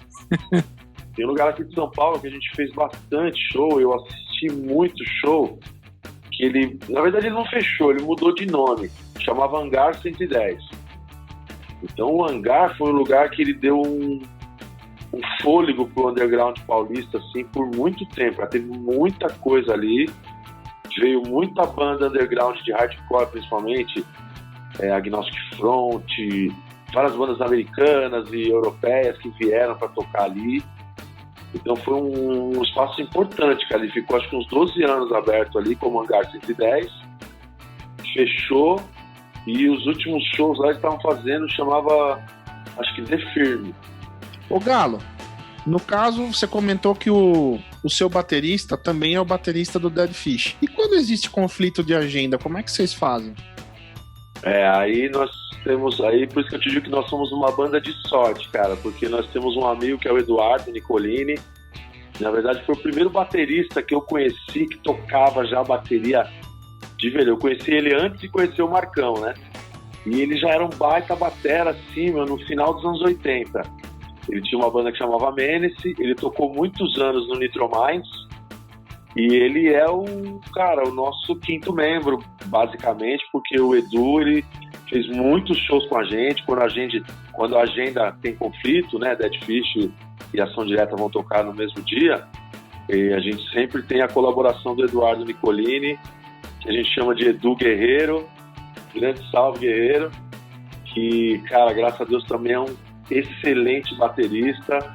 Então a gente brinca que é mais ou menos que nem o Slayer, né? Sai o Paul Gustaf, entra o Dave Lombardo, sai o Dave Lombardo, entra o Paul Gustaf. Então a gente tá bem de baterista, cara. A gente tem muita sorte quanto a isso. 5 bandas nacionais extremas e 5 bandas internacionais extremas que você indica para quem não conhece nada de som extremo, que é o meu caso, que eu conheço pouca coisa. Então vamos lá. Som extremo, tem algumas bandas que eu gosto muito aqui no Brasil. Opa, galera, deixando aqui o Ação Direta, vai estar no link aí, tá? Para todo mundo conhecer sobre a Ação e sobre a Auster também. E sobre o Panomildo também. Panomildo também, nosso parceiro, Marcello. Então, eu indicaria para o pessoal conhecer Crisium, que é uma banda de metal extremo, hoje reconhecida no mundo inteiro, brasileira, são 3 irmãos gaúchos, amigos nossos, aí, pessoas maravilhosas também. Eu indicaria o Nervocaus, que é uma banda também brasileira, do Edu, que ele também tem uma produtora que chama Tumba Records, e também roda o mundo inteiro com a banda. Eu indicaria, não tão extremo assim, mas assim, Ratos Porão, uma coisa que eu sou fã desde moleque, e não é uma música extrema, mas tem uma carreira, uma trajetória muito variada. Mais 2 bandas nacionais de extremo. Eu não tenho ouvido muita música extrema, para te falar a verdade, com bandas nacionais, não, cara. Uma outra banda nacional que eu indicaria o pessoal fazer uma busca é Macacongs 2099, que é um negócio meio Suicidal Tendencies, meio uma banda de Brasília, dos amigos nossos.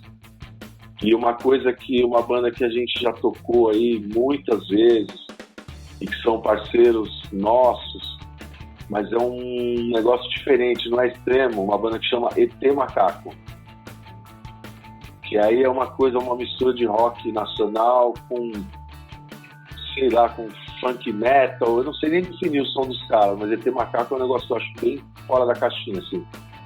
E das bandas internacionais, assim, Slayer eu indico para qualquer um, em qualquer idade, né, em qualquer período da vida. Slayer eu acho que é uma coisa para se aproximar da música extrema.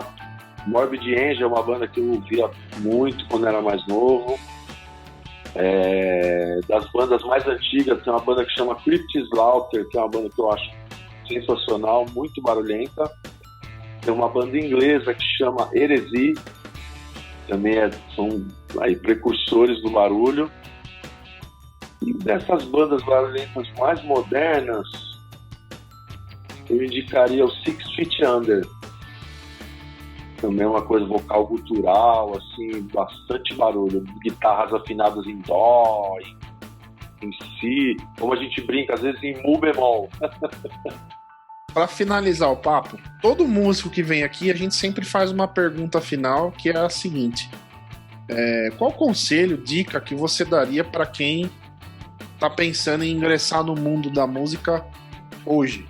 Cara, um conselho para quem tá pensando em ingressar no mundo da música hoje primeiro, cara, decida se você realmente gosta de música ou não, porque ouvir música é uma coisa, fazer música e se envolver com música é outra. Então é muito importante que você entenda com você mesmo se você gosta de ouvir música ou se você gosta de fazer música, que são coisas diferentes. E um conselho que eu dou é assim, tudo que você for fazer, abra sua cabeça e faça o melhor que você puder naquele momento. E não fique se comparando com os outros. Que assim, pra gente o Ação Direta, a única forma que a gente achou como banda, o Ação Direta, o Alster e eu como pessoa de progredir, foi comparar o nosso trabalho de ontem com o trabalho de hoje, pensando no que a gente vai fazer amanhã. Então, assim, não se compare com outras pessoas, cara, faça o seu melhor e faz com tesão, porque a música, ela só vale quando tem paixão envolvida, quando tem amor. Pode ser que você consiga ser feliz tocando por dinheiro, né? Mas eu acho pouco difícil, cara. As maiorias das histórias que eu escutei até hoje de gente feliz com música é quem faz o que gosta. Demais, demais. Então, Galo, muito obrigado de coração pela sua participação, pelo seu tempo conosco, dessa conversa sensacional. Somos muito fãs do seu trabalho e só desejamos que você continue sempre tendo cada vez mais sucesso em mais projetos, tanto da sua vida pessoal, como profissional, como musical, que você cada vez mais mostre esse jeito seu espontâneo e direto e, como que eu vou falar, com um caráter que a gente percebeu nesses poucos momentos aqui conversando com você. Então, galerada, se inscrevam no canal, ativem o sininho, deixem um like, interajam com a gente, mandem comentários, mandem perguntas. Se vocês querem que a gente entreviste alguém que vocês achem interessante também, manda o contato dessa pessoa, tá? Ela pode ser o próximo Talkcast aqui do Talk Brothers. Façam suas perguntas, elogios e tamo junto. Talk Brothers. O nosso conteúdo é feito com o coração, em nome do entretenimento e da informação. E aí, como o Baco já disse, aquele abraço e tamo junto. Tamo junto. E ó, gente, satisfação enorme estar aqui com vocês, viu? É nóis. Vida longa ao Talk Brothers.